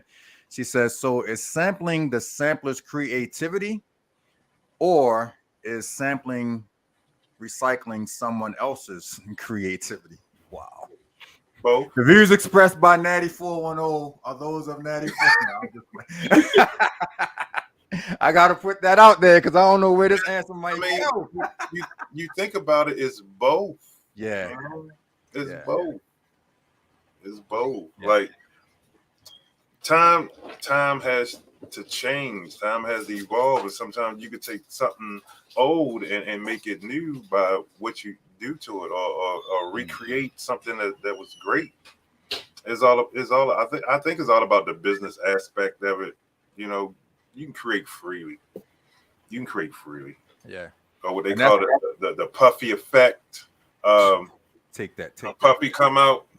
Yeah. He'll come out with that remix version of the beat that you familiar with, and then you buy the album and that version ain't on there. Yeah. Some of that stuff be for promotional use only, so you won't have to pay nobody. And that's why I mentioned that Kanye video, because like when I tell you it was a totally different 180-degree difference from the original Shirley Murdoch joint. You know what I mean? And you know, I think he kind of, you know, when he went and did Through the Wire with Shaka Khan, you know, I read some years later that she wasn't necessarily happy. Yeah, she wasn't happy. But I felt like what he did with that song was amazing. Yeah, but you got to think about it from a creative artist standpoint from that day. These were, you know how bad of a musician Prince was? Like, they really were about their craft. And you couldn't, you couldn't fake it. You couldn't fake the funk. If you couldn't sing, you couldn't sing. They were singers. Even now, Shaka Khan sounds phenomenal. So to have that mindset of somebody take your stuff and modernize it or throw another layer of creativity on top of it, yeah, you won't feel some type of way as an artist, but you still want to feel good when you get that royalty check as well. When you get that direct deposit every month, you're good with it though, right? if the artist gets that, because a lot of times the artist doesn't get that. So I understand both sides of the fence. Like I have these heated arguments up in here about some things. Like, I understand it from a consumer standpoint, and I also understand it from a creative standpoint. You as a consumer, your job is to listen and buy. You don't know what you like until somebody throw it in your ears. It's like listen to the radio. Sure. You don't know what you like until they play it. Yeah. The minute a new song hit the airwaves, that it hit your ears for the first time, that you like, boom, you like it, but you never heard it before. You don't know what you like until you hear it. And you're going to like something else. And then you're going to like something else. And that's how radio keeps it coming. And that's how it should be, but it should be enough space for everybody out there. It's too much music out there to just be hearing the same 5 songs in rotation. You turn to a different radio station. You got 3 radio stations playing the same song at the same time. Come on. So thank goodness for internet radio. And I was going to say, which is the reason I don't listen to the radio. Which is the reason I don't listen to the radio. I couldn't tell you what's been on the radio the last 10 years, maybe a little bit longer than that. I'll be too busy down here. I'll be too busy trying to create what I think original music is, but it's just recycling chords, especially when you're doing R&B, soul, and country and stuff like that. You recycling some chords, but the feel of the play is different. The feel of the drums might be different. From live band sound to trap sound to all these things, it's a jump, but the feel. If I don't feel it in the track when I'm putting together, it goes in a folder that nobody will ever hear. I might come back to it, might not. I got beats that nobody will ever hear because I think it's trash to me, and they be the ones that people like, I like that. Like this. This is weird. And the crazy thing, and I was having this thought, Lisa, when I was driving in the car the other day. For every I consider myself a music, like I love music and I love a lot of different genres of music, and music has changed. Like you said, I'm a 70s baby, even though I was born in 69. I consider myself a 70s baby because it is what it is. And music has changed. But I had a thought the other day that for all of the music that I know, regardless of the genre, whether it's hip hop, whether it's R&B, whether it's gospel, whether it's whatever, for every one song that I know, there's probably like 150,000 songs that I've never heard before. And that's actually kind of scary and crazy when you think about it. And so a lot of times when I'm in the car, if I'm not listening to something in particular that I want to listen to, and for me, usually what I want to listen to is either old school R&B or 90s and early 2000s hip hop, depending on my mood. I'll put on a station like Mix 106.5, and I'll be like, yo, this what I've been missing? Like, yo, it's some real good music. Like, yo, Taylor Swift has a song, right? And that song's probably been out for a while now, but she talks about, oh God, I wish I could remember the name of the song, but Taylor Swift has a dope song out right now. And I'm like, yo, I need to go back and listen to some Taylor because if this is this, because I've always thought of her as a quote unquote country singer. Yeah. But That song Right. ain't country. Right. That Taylor Swift song ain't country. Yeah. And it kind of makes me want to go, you know what I'm Okay. saying? And I became a huge fan of Bruno Mars listening to Yeah. Yeah. 105.7. You know what I mean? Mars Day Mm-hmm. 2.0. Yeah. Right, Mars. He said The Mars Mars Day Day Okay. 2.0. Right. 2.0. Stop playing with me. Come on now. If you know, you But know. but bro, Again, it when just that made sound circulates back around and you yeah, ain't heard it in a yeah, while, you ain't yeah, heard it in a while, you think it's brand new, but yeah, it's not. yeah. But we Because got what so he many kids and young Mhm. folks out there that right. wasn't born when that sound was popping, when the Prince sound was popping, and Morris Day and Yeah. Sky and all these groups. So what you hear from is Okay. what There go Mama Tina again. She said you hear from often, Bruno is hey, that's yeah, Morris Day all day. yeah. She said often I can't get with sampling. For example, when Ice Cube took the Isley Brothers' Footsteps in the Dark. Yeah. Oh, come on, Mama. Come on, Mama. Come on. You got people that's I like get it. that. They Yeah, I love get it. their stuff. When But people hear Today Was a Good Day is one of my favorite songs. That's one of my favorite songs ever. go up there and mess up your mother's and father's Motown stuff. See what Yeah. happens. What they do to Yeah. my record? Why they do that? Yeah. They love their stuff. Yeah. You know? Because I have somebody that felt the same way about Summertime by Will Smith when Yeah. when that came out. Yeah. Some of them songs is timeless too. But Hey, Mama Tina, we got to give Today Was a Good Day a pass though, because that's one of my favorite. That's one of my favorite joints Yeah, that's in the world right there. that be That's getting me through. man, when that thing freaking dropped, nuts. I was in high school. In high Bro, school, I was in my Public Enemy phase then, boy. Like you couldn't tell me ooh, nothing. You couldn't tell me nothing. I was an S1W. You couldn't tell me nothing. what's your favorite Public Enemy song? Mega Blast. Hmm. That's on the first one. I was in middle school when that came out. My favorite Public Enemy My song is 98 Oldsmobile is the fast. Yeah. Oh my goodness. And then my favorite Public Enemy song is Black Steel in the Hour of Chaos. That's my favorite song. Man. And you mentioned earlier, and I was gonna ask you, what's your favorite Run DMC song? Because you mentioned them earlier. What's your favorite Run DMC song? Rockbox. Rockbox.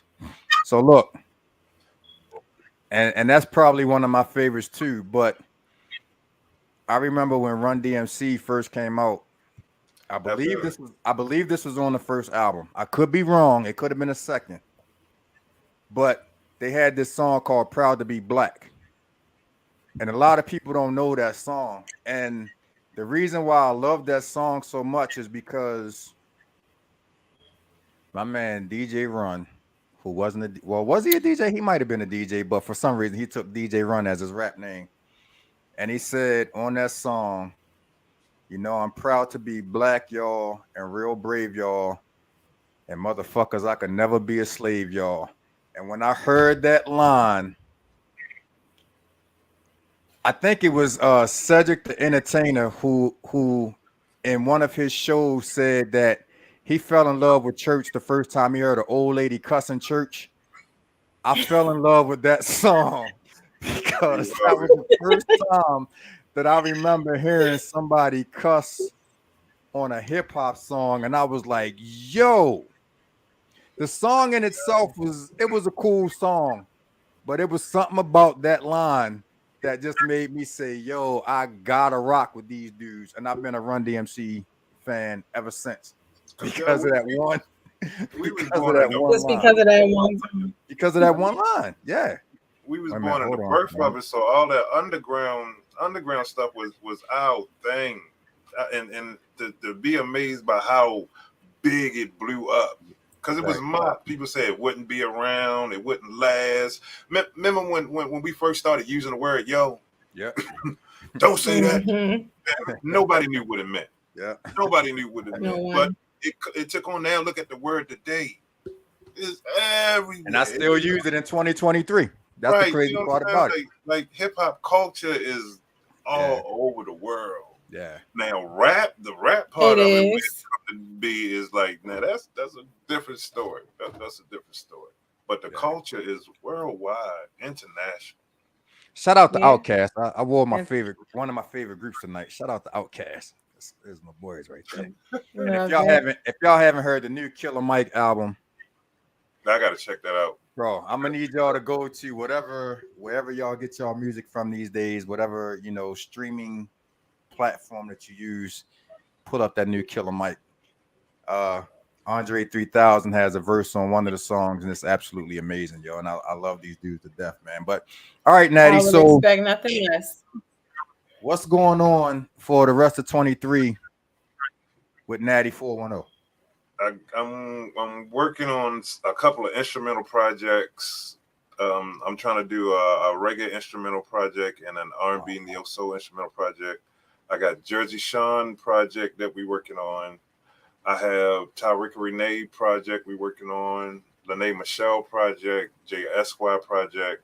I have Verticals project. Well, me and Vertical doing a whole bunch of singles. We got a lot of singles. If you go out there and type his name up, or go to my Facebook page and just hit one of my 9410 hashtags, like everything's gonna link up. I got some things going on with J Sue, Jennifer Suma. Bro, let me hold on. Let me stop you right there. Let me stop you right there. If you are not familiar with Jay Suma, I'm gonna need y'all to go do some homework. Yeah, buddy. And just I don't know. I'm sure if he has a YouTube channel, a Spotify channel, or something. Hey, just go to YouTube and type in Jennifer Suma. Yo, I promise you. And just hold on. Promise you, you will not be disappointed. She's a beast. You will become an instant fan. I promise you. I promise you. But go ahead. Yeah. I got some things with the Real Storm, General Pecos, Life Stevenson, and Purpose. Just go by the name of J Law. Yeah, J Law. We just had him on the show a couple of weeks ago. He was on here earlier, as a matter of fact. I'm working on J Law project. Oh, I got the remember the 90s group R&B group Allure? Yes. I just got their placement. Their song already dropped soon. It's a single called Loving You. I did that. Bro. I got that through Jersey Sean's people up in Jersey, a lady named Chanel Red. She used to be I think Mary J. Blige's songwriting team. So every now and then she throw me a couple of opportunities, and every time she give me one, I try to knock it out the park. I had a placement opportunity with Johnny Gill and a placement opportunity with Monifa, but they fell through. They fell through. So, but the Lord joint came through, so we about to do this paperwork with it.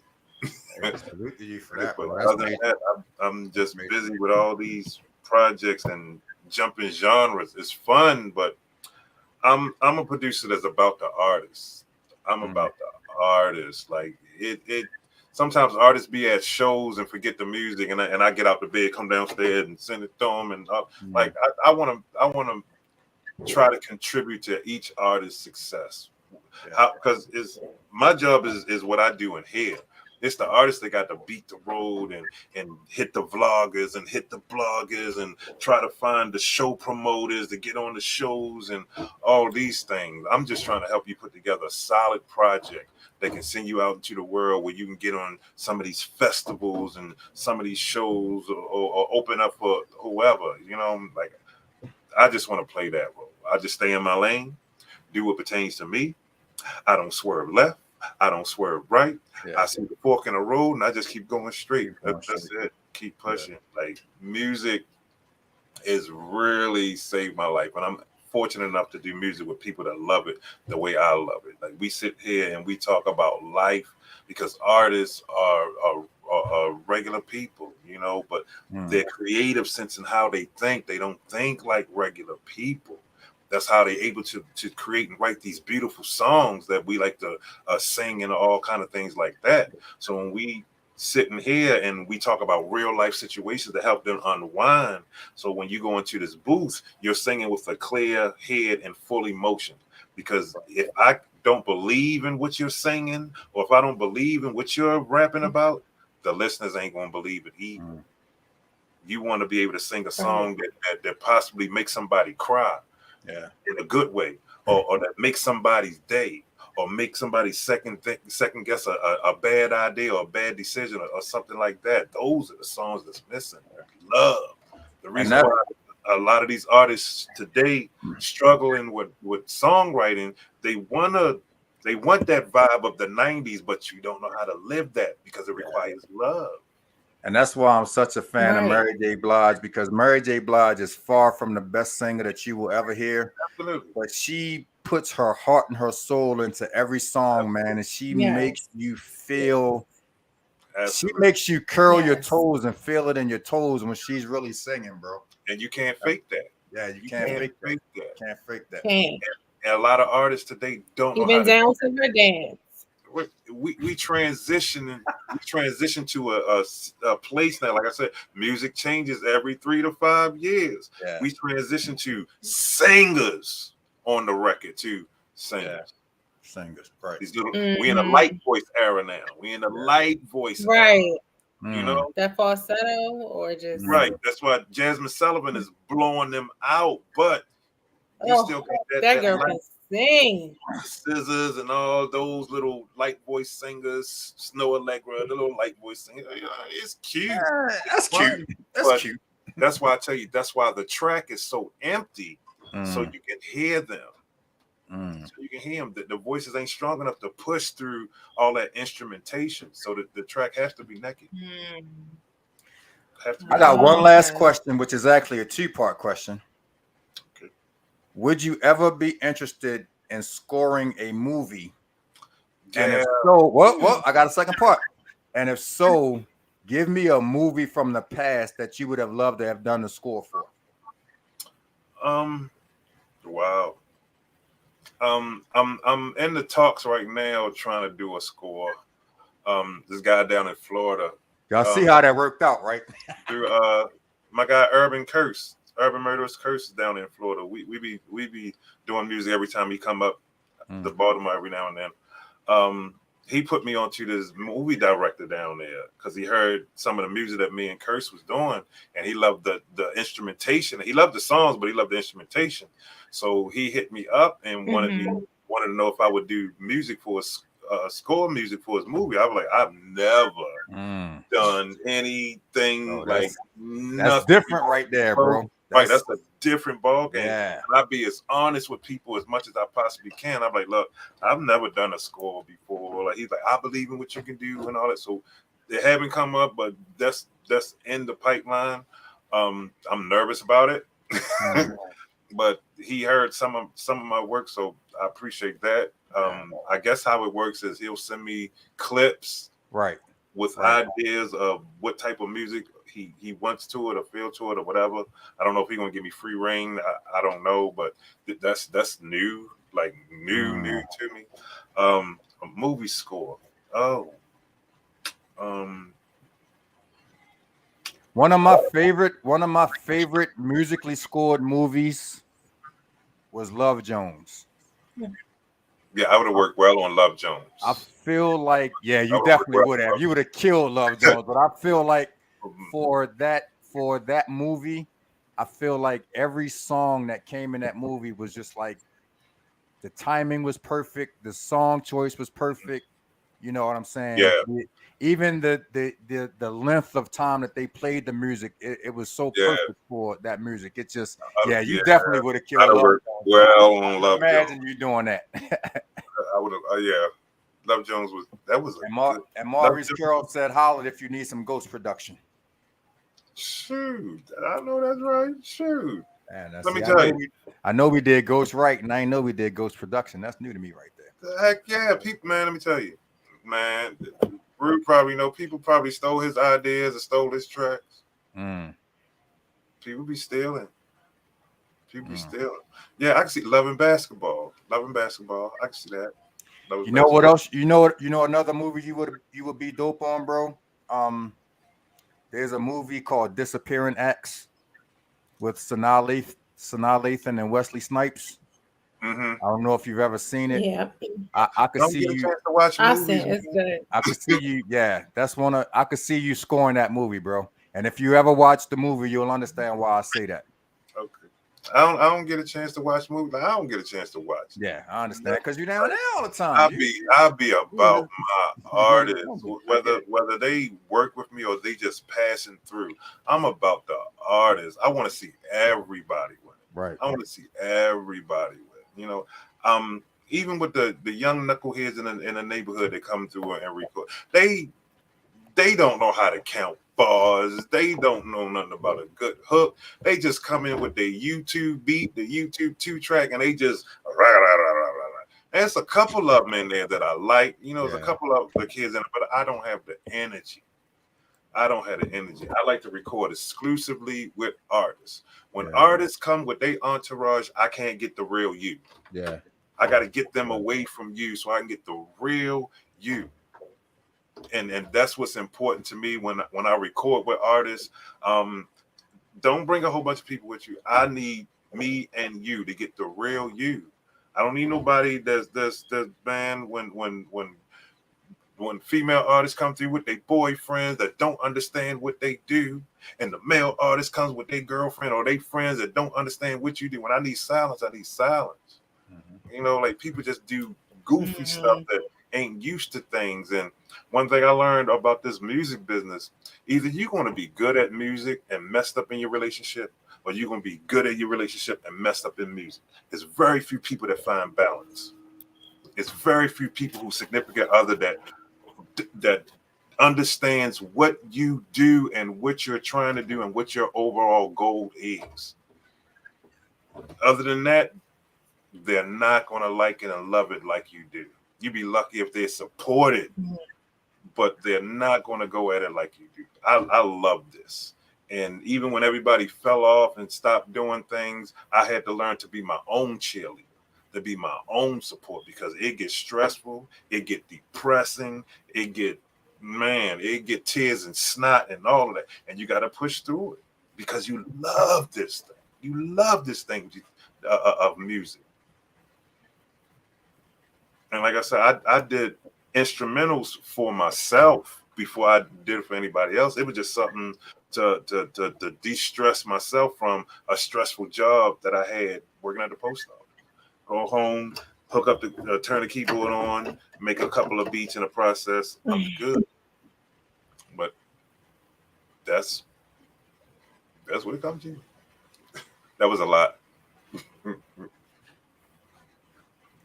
Are you still going live and showing some of your creative stuff? Who, me? Yeah. What you mean? On the Facebook. Remember I was talking earlier how I used to watch. Like, okay, you still doing that? Okay. Yeah. I had a lot going on lately, like my daughter's birthday, then my other daughter who's 8-year anniversary passing, her death anniversary. Like it every year around this time, like I get messed up. Like that to work through that, like music got me through all of that. I was going to school. I lost my mom. Let me see. In 2015, that October, I lost my best friend, the last of the Mohican that was with me. I lost my best friend that October. That November, I lost my cousin. That December, I lost my mom. That January, I lost my stepmom. My daughter was born in March and passed in June, going into 2015. Like I was going through all of that. And then my baby girl was born a year and 3 days after my daughter Lyric passed. So that's always a tough thing to work through. When my son was in a coma, like music got me through that. I don't think people realize, man. Gosh, they don't. I don't think people realize how music gets you through so much, bro. And good friends. Good friends is better than pocket money, is what my grandmother used to say. Good friends is better than pocket money. When you I like to be in a circle of people that's smarter than me because I like to learn. I'm not stupid, but I like to learn. I'm not scared of information. I'm not scared of learning. The truth is the truth, no matter where it come from. Because some people hate the message and the messenger, But I like to learn, and I learned so much from all of these people that pour into me when I'm at my lowest of lows. Like when I'm in full body pain, I pull it together so I can be down here in the studio for the artists, because I don't want me to hinder anything that they're doing and that people are trying to do. Yeah. I'm going to give them 100% even when I'm feeling 2%. I'm going to figure out a way to how to pull that 100%, and then I'm going to sleep for about 2 or 3 days. I'm going to sleep for about 2 or 3 days, but I'm always going to be up for the artists. I deal with people from different time zones, and I'm always going to be up. Always up. Yeah. Always going to be up. Like, I love what I do. I love collaborating with other producers. All of that. Like, I love it. Like, I'm not antisocial. Like, At all. I just be trying to shake that box of that hip hop producer box. Like, I've been working 15 years trying to shake that box. I've been on the scene since 2007, 2008, and trying to shake that box. Yeah. Wow. Hey, Knatty, I appreciate you so much, bro. I appreciate the opportunity, man. Bro, like, I gotta hear Miss Lisa Monet sing one day. you see the look on her face? Let's go, Lisa. Let's go. He put you out there. I don't know. I love working with singers. Knatty, I was just using Lisa as a hypothetical. I've known her for a while, and I've never known that she can sing, but she might surprise me. I mean, if she got something she want to scat out right now real quick, let's go. Listen. I did grow up in like church, and I can do a little singing, little blending. Okay. But I don't know, Mr. Knatty. We probably have to talk off the camera. I got you. I did a podcast intro show for Dating is Dead. That was my first opportunity to do that. So with my girl Lakia. Yeah, and Angie. I went to school with them. We Lakers. Okay. We Lakers. Lake Clifton. Class of 92. Yeah. Lakia used to be, and it was for a brief time because she was going through some things back then. But she used to be going through the same thing. She actually won a contest to be one of the hosts of Baltimore Flavor Radio back in like 2015, 2016. So I got with her when she was a part of the Baltimore Girls with LNG and Anissa and all of them. Yeah, that's my sis right there, man. I love Lakia to death. Man, I love Lakia to life. I'll put it like that. There you go. I like that. I like that type of that.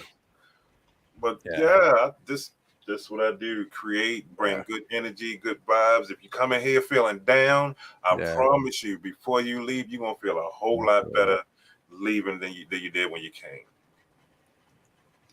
Nothing but good energy down here, nothing less.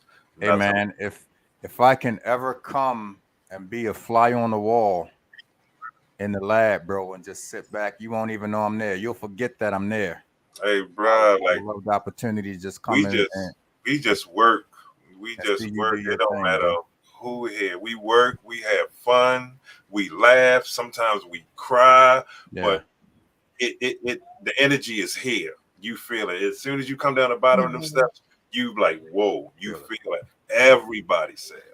Everybody say it. I say my prayers every day in here.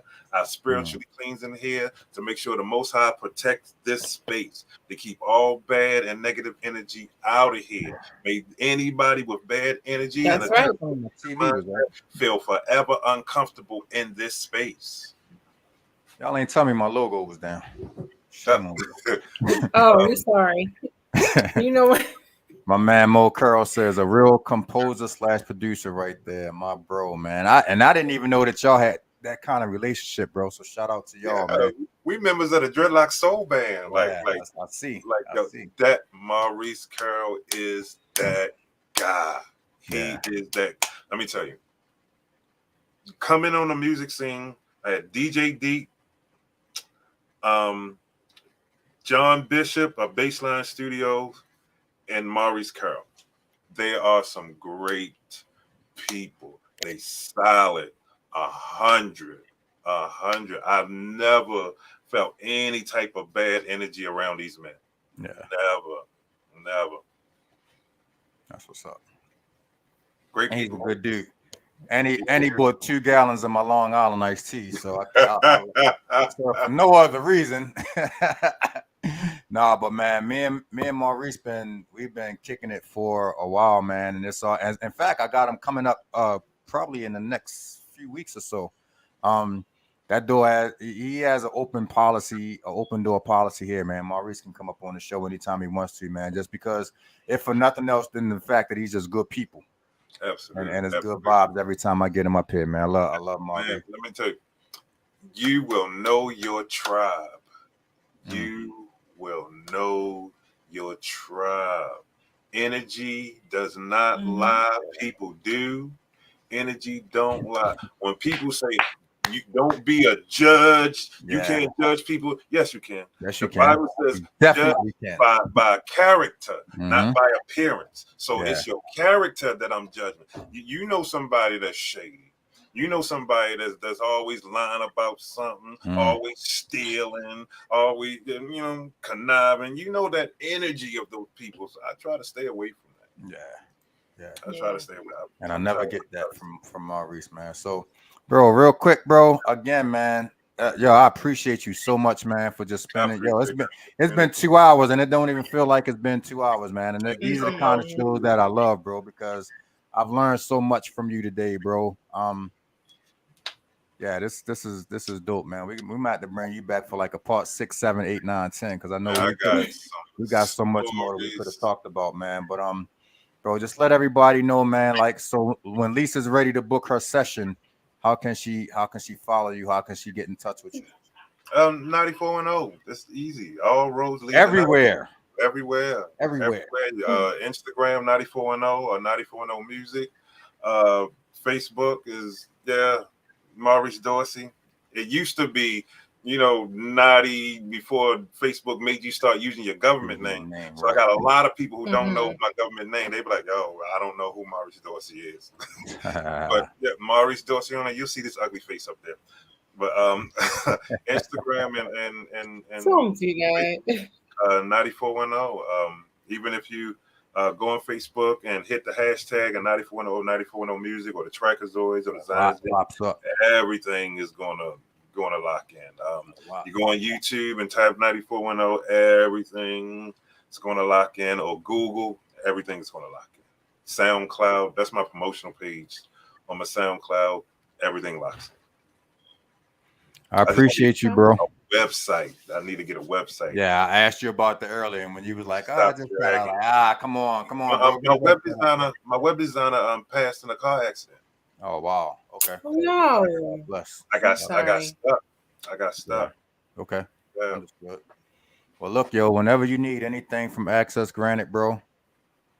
Oh, I'm literally just an inbox, a phone call, or whatever away, man. Just let me know, bro, and you got it.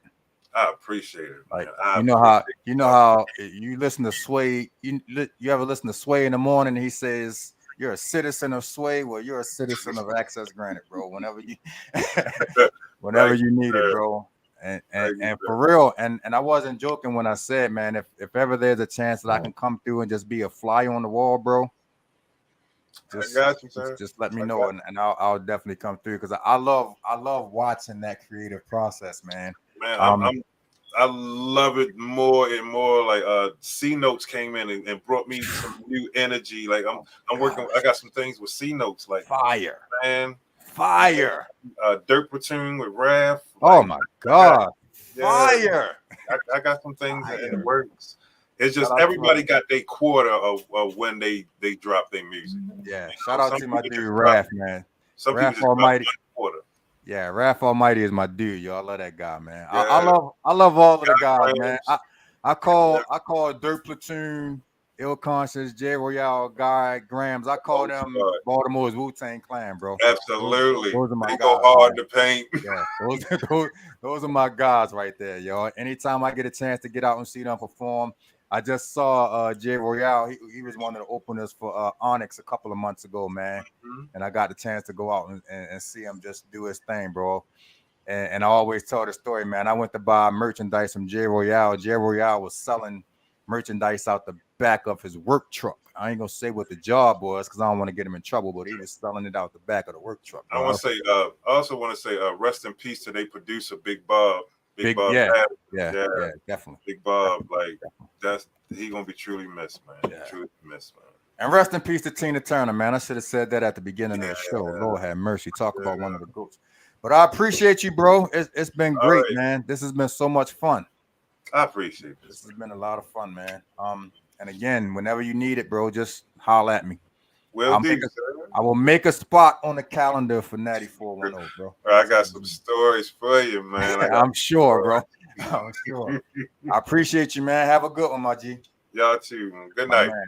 Natty 410 in the building. Hey, look, I appreciate everybody for tuning in tonight, man. We're a little bit over where I like to go because I feel like I could stay here till about 11 o'clock sometimes. But I appreciate everybody that tuned in tonight.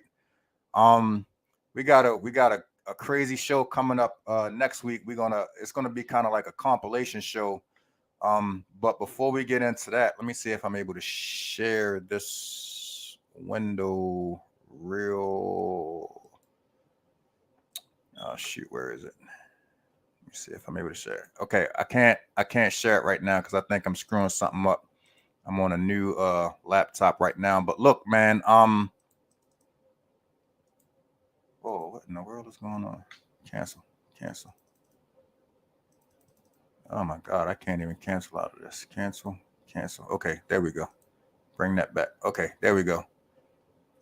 I was trying to share the Okay. flyer. I was trying to share. Hold on, let me see if I can. I was trying to share the Share flyer what? for. I had. There we go. I was trying to share the flyer. Can you see that, Lisa?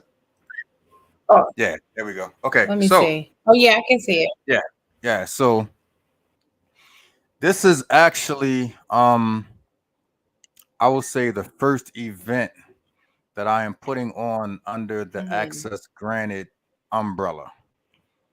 It's going to Oh, be, okay, I see it. yeah, it's going to be September the 21st at Tambers, man, which is over on St. Paul Street, right next to Union Memorial Hospital, man. I got my girl Ja Avi, I got my girl Star B, and we got three artists from Dallas, that are going to come in. Um, I give a lot of love to Baltimore, man. I give a lot of support to Baltimore. I'm just gonna ask y'all to support me on this one event. I don't ask for much. I really don't ask for much. But if y'all can show up, and I've been working with the guy. Um, Shout out to my guy Jay Waiters, yo. He's just a real great dude from down in Dallas.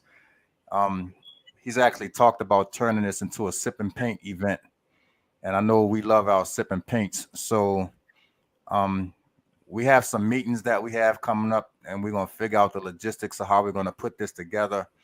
But at the end of the day, it's gonna be five really dope artists, man, that are gonna be performing that night. I'm still hoping that my sister Lisa Monet agrees to host this event because I think that would be, You know I what? think that would be Yes, real yes, dope. I will. Okay, bam, bam, bam. So you put him on the spot. But no, this is I'm looking forward to this. And like I said, this is my first event under the Access Granted umbrella, man. So I'm looking forward to it. Um, we got some more information coming about it, but man, if you can just save the date for September the 21st, which is on a Thursday. We'll probably go from like 7 to midnight with it. My man D Nice Music is going to be providing the sound that evening, and it's just going to be a real dope event, man. So I'm hoping that you guys come out and show some love, man. It's going to be real dope. It's going to be real fire. But again, I appreciate everybody that tuned in tonight. Mo Curl, always love, bro. I appreciate you, man, for supporting and everybody. Jersey Sean, if you're still here, I got your message earlier. And I will go through Natty 410 to get your information so that we can connect and I can get you up here because, like I said earlier, I would love to chop it up with you. But yeah, man, just a real great show, and we will see you guys next week. Next week is going to be kind of a collaboration slash compilation kind of show. There's going to be some show hosts from some other shows that are going to be here, and it's going to be like a hot topics kind of show, which I've never done as far as Access Granted is concerned. But why not? Why not? It's gonna be a lot of fun, and it's gonna be one of them shows where I can kind of kick back and don't have to do so much work. So looking forward to it. Lisa, I appreciate you, sis. I know you had a rough night because you were in and out with the wind and all of that stuff that was going on, but I appreciate you. It's a Um, whole mess. I'm yeah, so sorry. you know what? It's gonna be what it's gonna be. But you kept coming back. I'm glad you didn't give up. So thank you for continuing to pop back in and everything. We will see you guys You're next welcome. week, man. Baltimore, as I always say, put the damn guns down. Oh, before we go, I Yes. gotta announce this. I will be bringing back the acapellas and acoustic segment really, really soon. So Okay. if you know any artists that you would like to see, and as a matter of fact, I'm gonna put a post up about this either tonight or tomorrow. If you know any artists that you would like to see featured on acapellas and acoustics, please connect me with them. Um, People been asking about it, and so I got to give the people what they want.